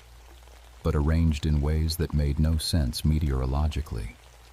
The message was clear, though. The creature was showing me it controlled more than just its own body. It controlled the weather itself. As if to prove the point, the wind picked up. Not gradually, like normal wind, but all at once. In seconds, it went from dead calm to a howling gale that nearly knocked me over. The temperature plummeted to below zero, and snow began falling from a clear sky. I stumbled back into my cabin and checked my instruments. According to every piece of equipment I had, the weather outside was still calm and warm. But I could hear the wind screaming around my building, could feel the cabin shaking. The creature was rewriting reality itself. For the next 6 hours, I lived through 3 different weather systems that shouldn't have existed. A blizzard that left 2 feet of snow, followed by a thunderstorm with no clouds, followed by heat so intense it melted all the snow in minutes. My thermometer swung from 20 below zero to 90 above and back again. And through it all, I could see the creature circling overhead. Sometimes distant, sometimes close enough to count its feathers. It seemed to be testing me, seeing how much impossible weather I could survive. At noon, it landed on my roof. The whole cabin creaked and groaned under its weight. I could hear its talons scratching on the metal roof, could feel the building settling as it shifted its position. Through the ceiling, I could hear that strange sound again, the one between a bird call and thunder. But this time, it sounded different, like it was trying to form words. I grabbed my emergency radio, the one connected to the big transmitter tower, and tried to call for help. But when I turned it on, the only thing that came through the speakers was that sound from above. The creature's voice, somehow broadcasting on my frequency. And slowly, impossibly, the sounds started making sense. Not words exactly, but meanings. Images and feelings pushed directly into my brain. I saw the earth from high above, saw the ice caps melting and forests burning. I saw cities choking under clouds of smoke, oceans rising to swallow coastal towns. I saw a planet dying, poisoned by its own children. And I saw the creature's kind. Dozens of them, maybe hundreds, sleeping deep in mountain caves and ocean trenches. Waiting, watching, getting ready to wake up when the damage became too great to ignore. They weren't monsters, the voice in my head explained. They were guardians. They'd been protecting the earth for millions of years, stepping in whenever one species grew too destructive. They'd done it before, to the dinosaurs, to civilizations that existed before humans learned to write. Now it was humanity's turn. The creature stayed on my roof for 3 hours, showing me vision after vision of environmental destruction. Strip mines and oil spills, polluted rivers and poisoned air. It showed me the future too. What would happen if nothing changed? A dead world, brown and empty, with only the guardians left to mourn what had been lost. But it also showed me something else. A choice. I could become its agent, its human voice in a world that needed warning. I would live, and my knowledge would help others understand what was coming, what was necessary. The alternative was to die with the rest of my species when judgment finally came. As the creature lifted off my roof and took to the sky, I realized I was being offered the role of prophet. All I had to do was accept that humanity was doomed, and I could survive to watch the world end. It seemed like a simple choice, but I'd spent my whole life believing in people's ability to change, to do better. I thought about my daughter, growing up in a world where giant creatures decided who lived and who died. I thought about that, and I made my decision. The creature landed in front of my cabin at exactly 3 a.m., when the midnight sun hung low and red on the horizon. Up close, it was even more impossible than I'd imagined. Each feather was the size of a shield, black as deep space and shot through with veins of silver that pulsed like a heartbeat. Its eyes were golden and ancient, holding intelligence that made me feel like a child. When it spoke this time, I heard actual words in my head, clear as if someone was standing next to me. Catherine Blackwood, Weather Watcher, Mother, you have seen the truth of what comes. I stepped out of my cabin, clutching an emergency flare in each hand. My voice shook when I answered, but I got the words out. I've seen your truth, but I don't accept it. The creature tilted its massive head, studying me. You would choose death over purpose? I'd choose hope over surrender. Hope? The word came with a wave of images, dead forests, poisoned rivers, species going extinct every day. Look around you, small one. See what your kind has wrought. Where is hope in this? In people like Dave Morrison, who risked his life flying supplies to remote places. In Dr. Phillips, who came up here to study how we can better understand our planet. In my daughter, who still believes the world can be fixed. The creature's eyes flashed with something that might have been anger. Sentiment.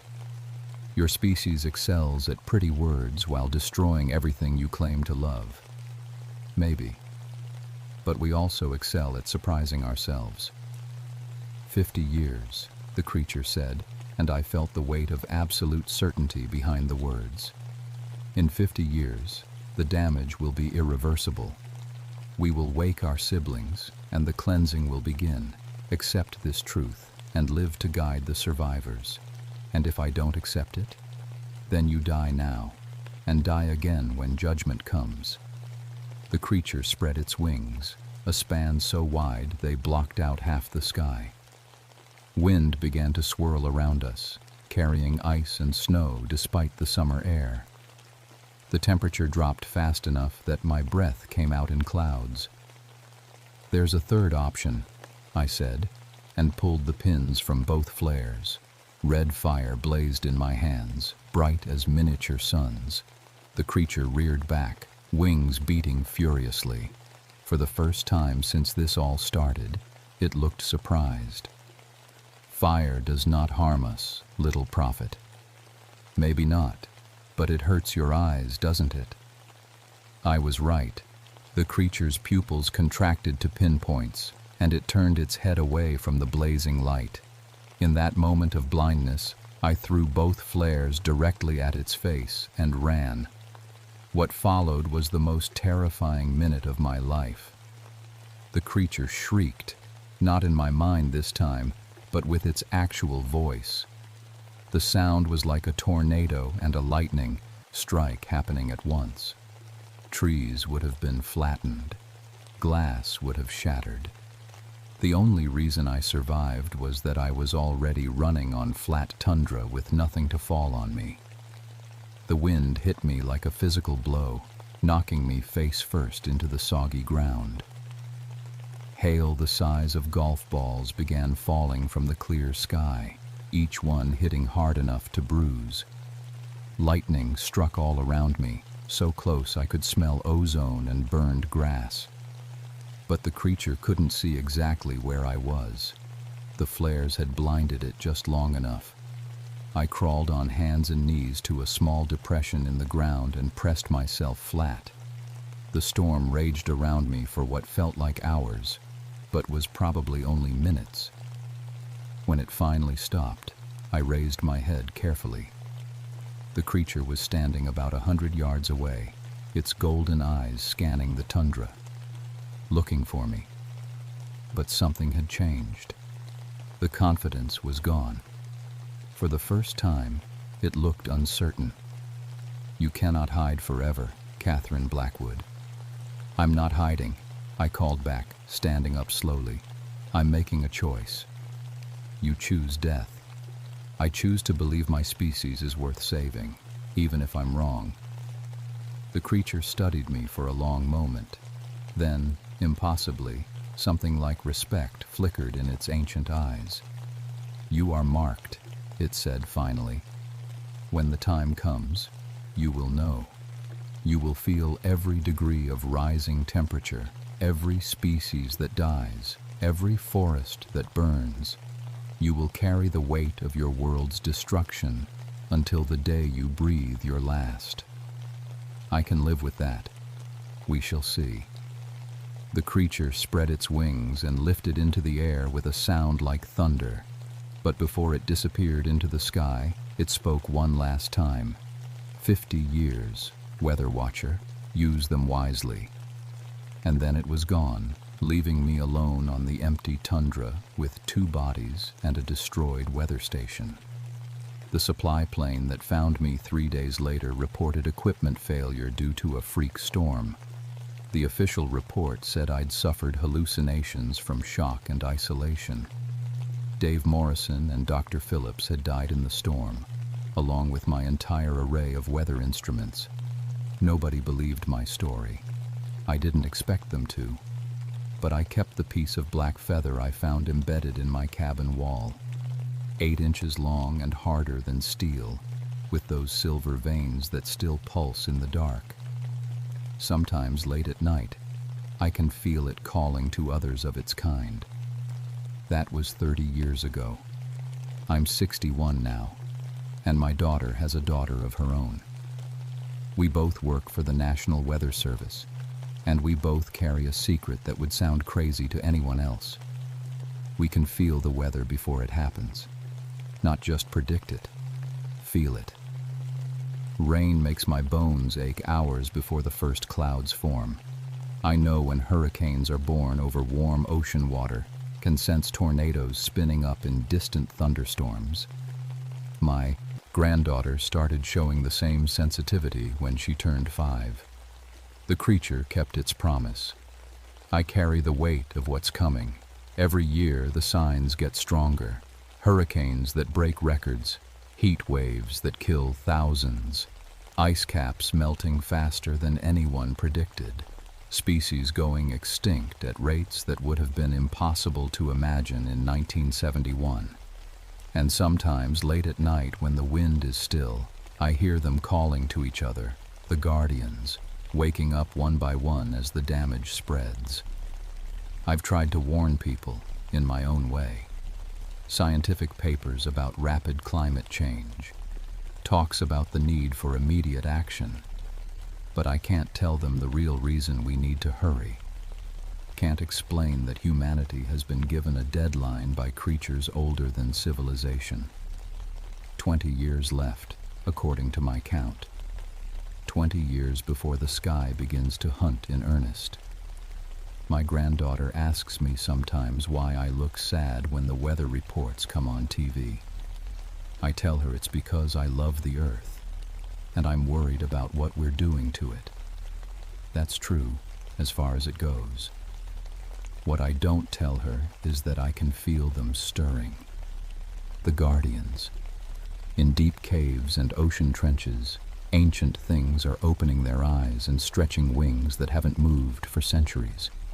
Testing their voices, getting ready. I keep Dave Morrison's watch on my desk, the one the creature left in that careful circle. Sometimes I wind it and listen to it tick, counting down the seconds to a deadline only I know about. But I haven't given up hope. Humanity is changing, slowly but surely. People are starting to understand what we're facing. Clean energy, conservation, species protection. We're finally taking the right steps. The question is whether we're taking them fast enough. 20 years to prove we deserve to survive. 20 years to show the guardians that we can be better than we've been. I won't live to see the final judgment, but my granddaughter will. And when the time comes, she'll have to make the same choice I made 30 years ago on the Alaskan tundra. I hope she's braver than her grandmother. I hope she won't have to be. The black feather on my wall pulses a little brighter every year, keeping time with a heartbeat that spans continents. Sometimes I wonder if I should have taken the creature's offer. accepted my role as prophet and warning voice. But then I look at my family, at the scientists and activists and ordinary people who refuse to give up, and I know I made the right choice.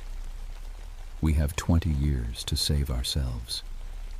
God help us. I hope it's enough. Because if it's not, the next time someone sees a shadow moving across the tundra, they won't live long enough to tell anyone about it.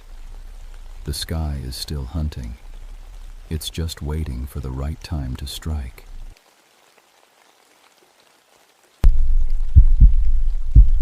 My name is Thomas Ravencrest, but everyone calls me Tommy. I've been a park ranger for 16 years now, and I thought I'd seen everything these Alaskan mountains could throw at me. Bears, wolves, blizzards that could freeze you solid in minutes. But nothing prepared me for what happened in September of 1993, deep in Kobuk Valley National Park. I'm half Crow, half Norwegian. My dad was a traditional hunter who taught me to track and read the land, while my mom made sure I got my education. Got my PhD in anthropology, which makes me useful when we deal with the old native sites scattered throughout the park. The government likes having someone who can bridge the gap between modern science and traditional knowledge. That September was different from the start. The animals were acting strange. Caribou changing their migration routes for no reason, ravens flying in tight circles over certain valleys, and the few wolves we tracked seemed nervous, jumpy. Even the weather felt wrong. Too quiet, too still. The call came in on a Tuesday morning. Dr. Sandra Mitchell and her team from the University of Alaska had been studying some ancient stone circles in a restricted valley about 80 miles from the nearest village. They'd been out there for 2 weeks, documenting what looked like pre-Columbian burial sites. Important stuff, historically speaking. The problem was, their radio check-ins were getting weird. Ranger Ravencrest? My supervisor's voice crackled through the radio. We need you to fly out to the Mitchell site. Something's not right with their reports. I loaded my pack with the usual: emergency supplies, medical kit, radio, GPS. The pilot, Jake Morrison, had flown these mountains for 20 years. If he was nervous about the weather, I paid attention, and he was nervous. Storm coming in from the west, he said as we lifted off. Might get stuck out there for a few days if it hits early. The valley where Dr. Mitchell's team was camped sat like a bowl between 3 peaks. Ancient Inupiat called it the place where voices change. I'd always figured it was just about the echo effects from the mountain walls. Flying in, I could see their small camp next to what looked like a perfect circle of standing stones. But something felt wrong the moment we touched down. The first person I met was supposed to be Mark Chen, a graduate student from Oregon. Young guy, maybe 25, working on his master's thesis about Arctic archaeology. Except when he came walking up from the stone circle, he moved like an old man. Slow, careful steps, like someone who'd been walking on ice his whole life. You must be the ranger, he said, and his voice had an accent I couldn't place. Not quite Inupiat, not quite anything else. I've been waiting for you. That's when I noticed his eyes. Mark Chen had brown eyes in all his ID photos. The man standing in front of me had gray eyes, the color of winter ice. Where's Dr. Mitchell? I asked. She's at the main site. He pointed toward the stone circle. Learning things she never knew she knew. The way he said it made my skin crawl.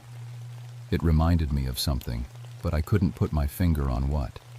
Some old memory trying to surface. I found the rest of the team scattered around the archaeological site. Dr. Mitchell was crouched next to one of the stones, running her hands over symbols carved into the rock. She was humming something under her breath, a song that sounded older than the mountains around us. Dr. Mitchell? She looked up, and for just a second I didn't recognize her. Same face, same hair, but something behind her eyes was different. Ancient. Like she was looking at me through someone else's memories. Ranger. Her voice was perfectly normal again. Thank you for coming. We've made some remarkable discoveries. But as she stood up, I noticed she favored her left leg slightly, like an old injury. According to her file, Sandra Mitchell had never been hurt in the field. Clean record, no accidents. The other two team members, Dr. Paul Hendricks and Sarah Kim, were working quietly near what looked like a burial mound. They both glanced up when I approached, and I got that same strange feeling, like I was looking at familiar faces wearing unfamiliar expressions. How long have you all been here? I asked. Time moves differently in this place, Sarah said without looking up from her excavation. Sometimes it feels like we've been here for generations. That night, as I set up my camp away from the main site, I kept thinking about that phrase. Time moves differently, and about Mark Chen's eyes, and Dr. Mitchell's sudden limp, and the way they all seemed to know things about the site that weren't in any of their research notes. I'd experienced something like this before. A long time ago, when I was just a kid. The memory was buried deep, covered by years of trying to forget. But it was starting to claw its way back to the surface. Something was very wrong in this place where voices change. The memory hit me in the middle of the night. I was 6 years old, camping with my father in the Brooks Range. Dad was teaching me to hunt, showing me how to read tracks and understand what the land was telling us. We'd been out for 3 days when something started following us. At first, it was just little things. Our campfire would be arranged differently when we woke up. Food we'd secured would be moved. Dad's hunting knife would be on the wrong side of his pack. Then, on the third night, Dad went to check our snares and came back different. Same face, same voice, same memories of our family, our traditions, everything we'd ever talked about. But he was using his right hand instead of his left. And when he smiled, it didn't reach his eyes. I woke up from the memory with my heart pounding, covered in cold sweat. Through the walls of my tent, I could hear voices coming from the archaeological site. Low, rhythmic chanting in a language I didn't recognize but somehow understood. I grabbed my flashlight and stepped outside. The team was standing in the center of the stone circle, all 4 of them facing inward. They weren't moving, just standing there with their heads tilted back, staring at the stars. The chanting seemed to be coming from everywhere and nowhere at once. Dr. Mitchell, I called out. They all turned to look at me at exactly the same moment. 4 heads moving in perfect unison, like they were connected by invisible strings. In the beam of my flashlight, their eyes reflected the light like animals. We're learning, Mark Chen said, but his voice came from Sarah Kim's mouth. Learning to be, Dr. Mitchell added, but the words came from Dr. Hendricks. Who we really are, they all said together, their voices blending into one. I backed away slowly, my hand moving to the radio clipped to my belt. But when I looked down, the radio was gone. I was sure I'd had it when I went to bed. Looking for this? Mark held up my radio, even though I'd seen him standing 20 feet away a second before. We can't let you interfere, Dr. Mitchell said, taking a step toward me. Not when we're so close to coming home. The chanting started again, but now I could see their mouths weren't moving. The sound was coming from the stones themselves, like the ancient rock was singing. I ran. The next morning, I found Mark Chen's body. He was lying in his sleeping bag, eyes wide open, staring at nothing. His skin was cold, but there were no obvious injuries, no signs of violence. He looked peaceful, except for his eyes. They were brown again. The other 3 acted like nothing had happened. "Poor Mark," Dr. Mitchell said when I called her over. We wondered why he didn't answer when we called for breakfast. "Heart attack, maybe?" Dr. Hendricks suggested. "Young people can have undiagnosed conditions." But Sarah Kim just stared down at the body with those gray, ice-colored eyes and said, "He won't be needing that form anymore." I tried to radio for help, but my equipment was still missing. When I asked the team about their radio, they all claimed it had stopped working days ago. "Equipment fails out here," Dr. Mitchell explained. "The magnetic fields from the stone circle interfere with electronics. But I'd tested the radio when I arrived. It had worked fine." That afternoon, while the others continued their research, I searched the camp for our missing communications equipment. I found everything buried under a pile of stones about 50 yards from the main site. The radios had been smashed to pieces, the GPS units destroyed, even the emergency beacon had been torn apart. Someone, or something, had made very sure we couldn't call for help. When I confronted the team about it, they all looked genuinely confused. "Why would we destroy our own equipment?" Dr. Hendricks asked. "We're scientists," Dr. Mitchell added. "We rely on our instruments." But Sarah Kim was humming that old song again, the one that sounded like winter wind through dead trees. That evening, as I was trying to figure out how to hike 80 miles through wilderness to get help, I found Dr. Hendricks sitting by the stone circle, talking to someone who wasn't there.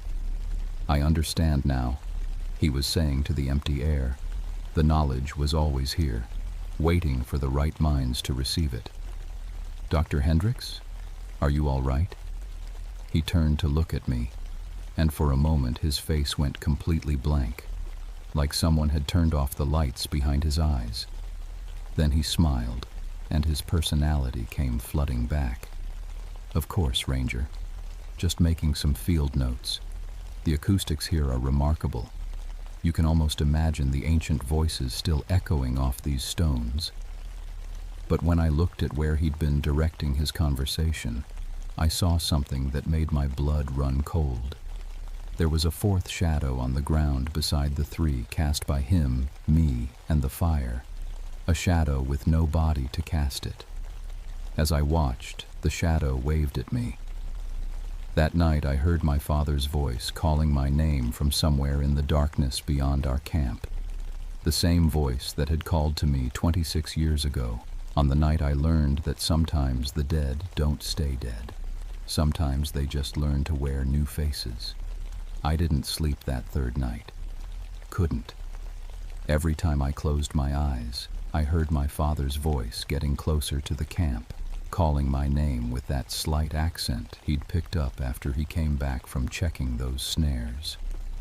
Except my father had been dead for over 20 years. Around 3 in the morning, I heard Dr. Mitchell scream. I grabbed my flashlight and ran to her tent, but when I unzipped the flap, she was lying peacefully in her sleeping bag, eyes wide open, staring at the tent ceiling. "Dr. Mitchell?" She turned her head toward me with mechanical precision, like a doll's head on a swivel. "I remember being buried here," she said in a voice that was definitely not hers. Too deep, too old, with an accent from somewhere far away and long ago. The earth was so cold, but the waiting was worse than the cold. "What are you talking about?"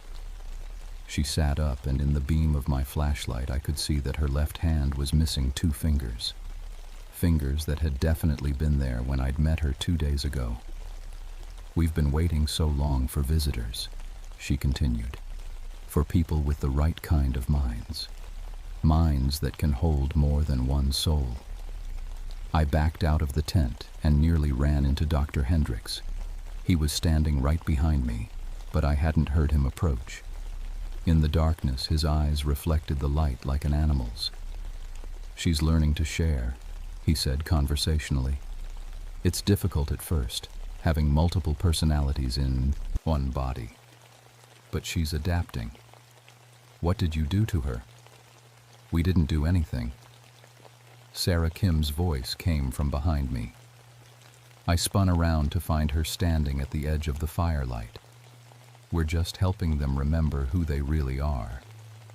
But the voice coming out of Sarah's mouth belonged to someone else. Someone older. Someone who spoke English like it was a second language learned late in life. Who are you? I demanded. We are the people who lived here before the ice came. The thing wearing Sarah's face replied. Before the world changed and forgot our names. But now we have new bodies to wear, new voices to speak with. That's when I understood. The archaeological team hadn't discovered an ancient burial site. They'd disturbed one, and whatever had been sleeping in those graves had decided it was time to wake up. I ran back to my tent and started packing. I had to get out of this valley, had to warn people about what was happening here. But when I reached for my hiking boots, I found them filled with small animal bones, arranged in perfect patterns. Someone had been in my tent while I was sleeping. Going somewhere, Tommy? I spun around. Mark Chen was standing at the entrance to my tent, fully dressed and very much alive.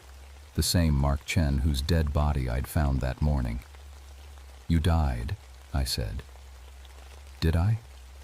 He tilted his head like he was genuinely confused.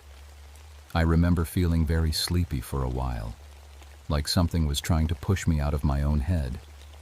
But then I remembered some very interesting things about living in the wilderness. Skills I never knew I had. He held up his hands. The soft, uncalloused hands of a graduate student were gone. These hands were scarred and weathered, like they'd spent decades working with stone tools and winter survival. Whose hands are those, Mark? My grandfather's, he said, but the voice was wrong. Too old, too certain. He was a great hunter. Died in 1934 when the influenza came through the villages, but his knowledge lived on, buried in the old places, waiting for someone young and strong to carry it again. Behind him, I could see the other team members approaching. Dr. Mitchell moved with the confident stride of someone who'd spent their life walking on sea ice. Dr. Hendricks carried himself like a warrior, shoulders squared, head high, and Sarah Kim walked with the graceful, silent steps of someone who'd learned to hunt caribou with nothing but a spear and patience.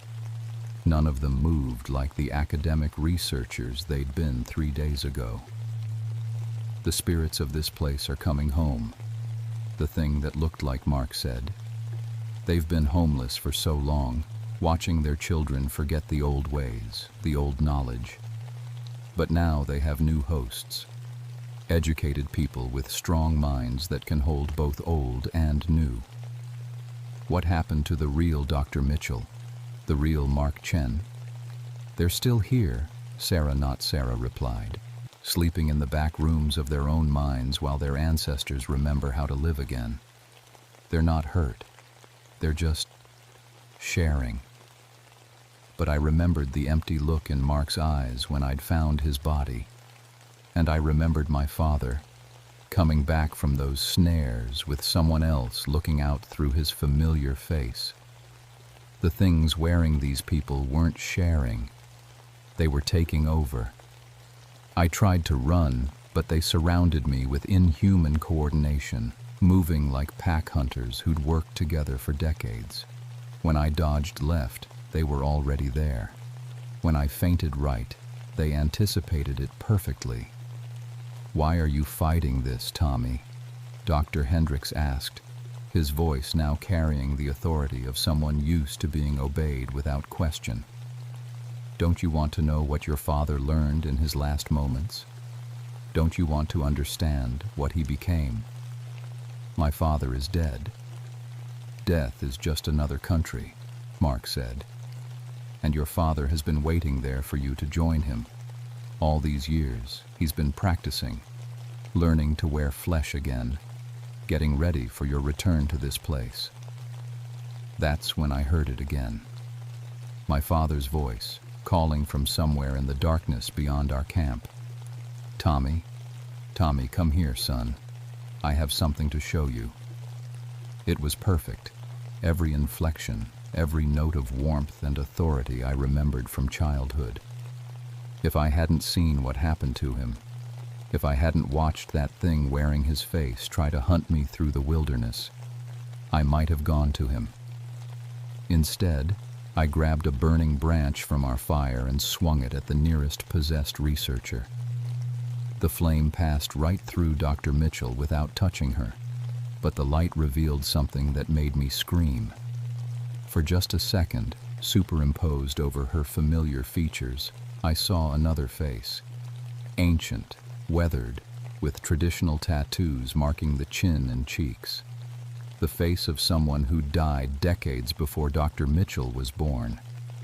And behind that face, trapped and terrified, I caught a glimpse of the real Dr. Mitchell, struggling to break free from inside her own skull. "Help me," her real voice whispered, barely audible beneath the confident tones of her possessor. That's when I stopped running and started fighting back. But first, I had to remember everything my father taught me about surviving in the wilderness. The real lessons from before that thing started wearing his face. Because if I was going to save these people, I needed to understand what I was really fighting. And somewhere in the darkness, my father's voice kept calling, patient and persistent as winter itself. I knew what I had to do, but the knowledge came with a price I wasn't sure I could pay. The memories I'd buried for 26 years came flooding back all at once. My real father, teaching me to recognize the signs when spirits walked in the wrong places. The old stories about the hunger that walks in flesh. And most importantly, the ritual he'd tried to teach me on our last camping trip before the thing took him. Some spirits get lost between worlds, he'd said, showing me how to arrange stones in protective patterns.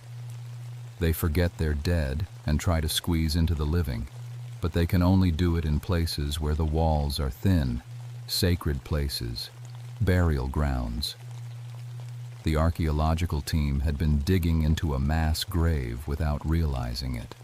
All those ancient stone circles weren't just ceremonial sites.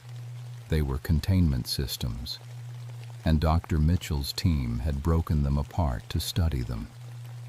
As dawn broke over the valley, I could see the possessed researchers moving around the disturbed burial site, no longer pretending to be human. Mark Chen's body carried itself like it had been walking this land for centuries. Dr. Hendricks had somehow acquired scars that told stories of battles fought with stone weapons.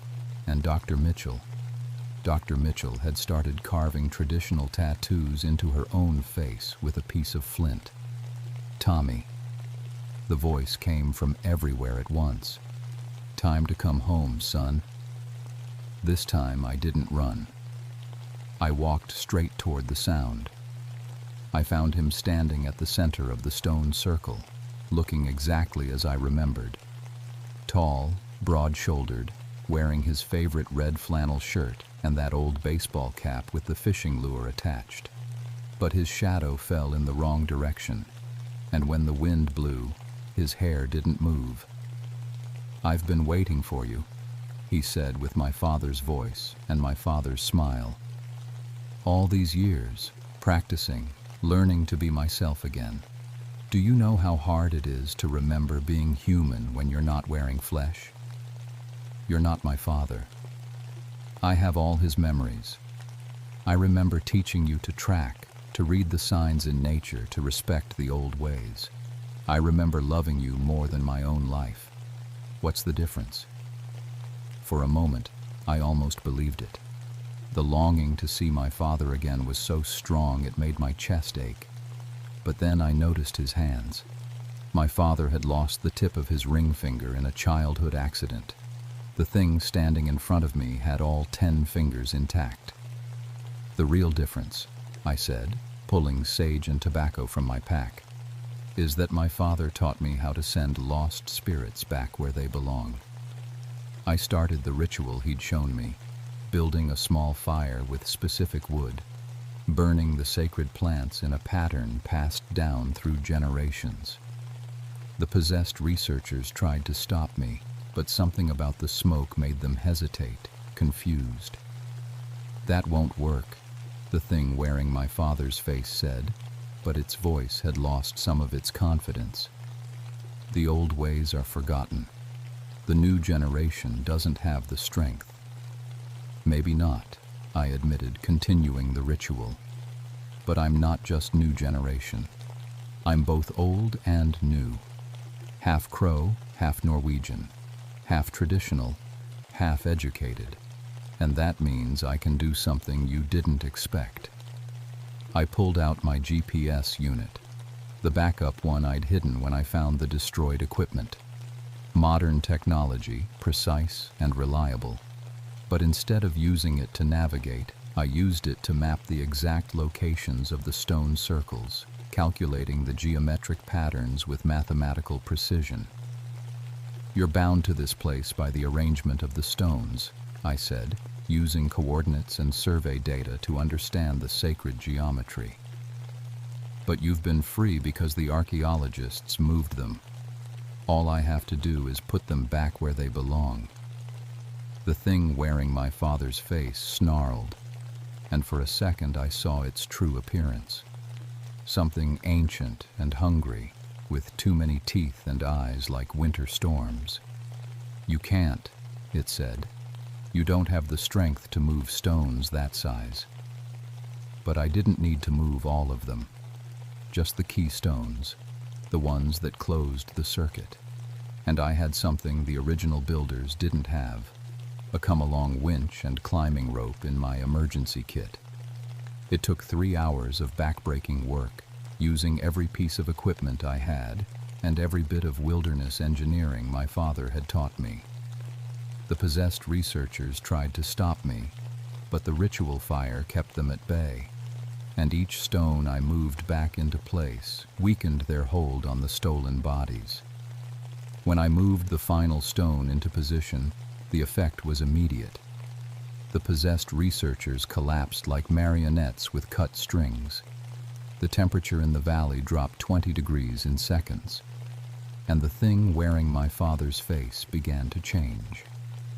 "Tommy," it said in my father's voice, but now I could hear the fear underneath. "Please, don't send me back to the cold place. I just wanted to see you again." For a heartbreaking moment, it really did look like him. Lost, frightened, reaching out to me with desperate love. But I had seen what these things did to their hosts. I had seen the real Dr. Mitchell trapped inside her own skull, screaming silently while something else wore her face. "Goodbye, Dad," I whispered, and completed the binding. The scream that followed shook snow off the mountains. When it was over, 4 confused archaeologists were lying unconscious beside a perfectly restored stone circle. Mark Chen's eyes were brown again. Dr. Mitchell's face was unmarked, though she'd have some interesting scars to explain. And Dr. Hendricks looked like he'd never held a weapon in his life. They'd lost 3 days of memories, but they were themselves again. As for me, I finally understood what my father had really been trying to teach me on that last camping trip. Not just how to fight the spirits that get lost between worlds, but how to recognize when someone you love has been taken from you. Sometimes the hardest thing about fighting monsters is admitting that the person you're trying to save is already gone. The official report said equipment failure and altitude sickness had caused temporary disorientation among the research team. Dr. Mitchell and her colleagues were evacuated for medical observation and made full recoveries, though none of them remembered anything about their discoveries at the Stone Circle site. The site itself was reclassified as culturally sensitive and restricted from further archaeological study. Sometimes the old protections exist for good reasons. I requested a transfer 2 weeks later. Told my supervisor I needed a change of scenery after the stress of the rescue operation. What I didn't tell him was that I'd started having dreams about other burial sites, other places where the walls between worlds were wearing thin. The dreams always featured my father, standing at the edge of my vision, trying to tell me something important.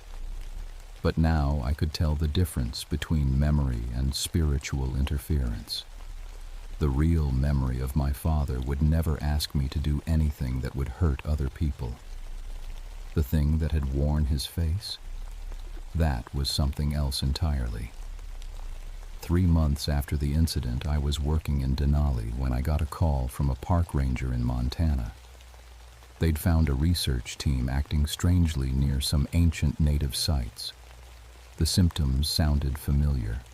Personality changes, missing time, equipment failures in sacred places. Thing is, the Montana ranger said, one of the researchers insists he's a Blackfoot warrior who died in 1876, knows things about the land that aren't in any textbook. His family says he's never shown any interest in native culture before.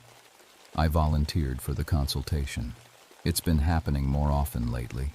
Archaeological teams, amateur historians, treasure hunters, people with just enough education to find the old sites, but not enough wisdom to leave them alone. They dig up things that should stay buried, break apart protections that took generations to build. And sometimes the dead get tired of being dead. My job now is unofficial, but necessary. I travel to remote sites where research teams have equipment problems or psychological stress from isolation. I restore the old protections using both traditional knowledge and modern tools, GPS coordinates and sacred geometry, radio communications and ritual fires. I've learned to carry sage and tobacco alongside my emergency beacon. My pack contains both a satellite phone and traditional prayer items, because sometimes you need both old wisdom and new technology to keep the world in balance. The hardest part isn't fighting the spirits that refuse to move on. The hardest part is seeing the families of the people they've possessed, watching them hope that their loved ones are just acting differently and will return to normal on their own. I know that hope. I've carried it for 26 years. But I also know the truth.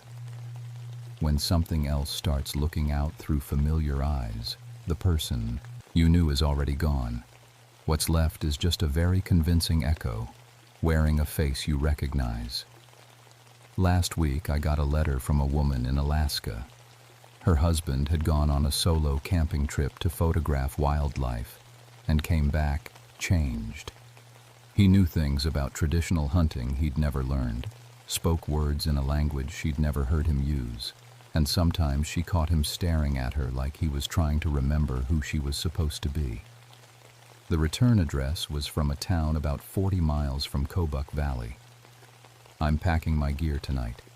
Some jobs you volunteer for. Others choose you, whether you're ready or not. But either way, when lost spirits start wearing the faces of the living, someone has to be there to send them home, even when that someone used to love the face they're wearing. My name is Thomas Ravencrest, and I hunt the things that hunt us.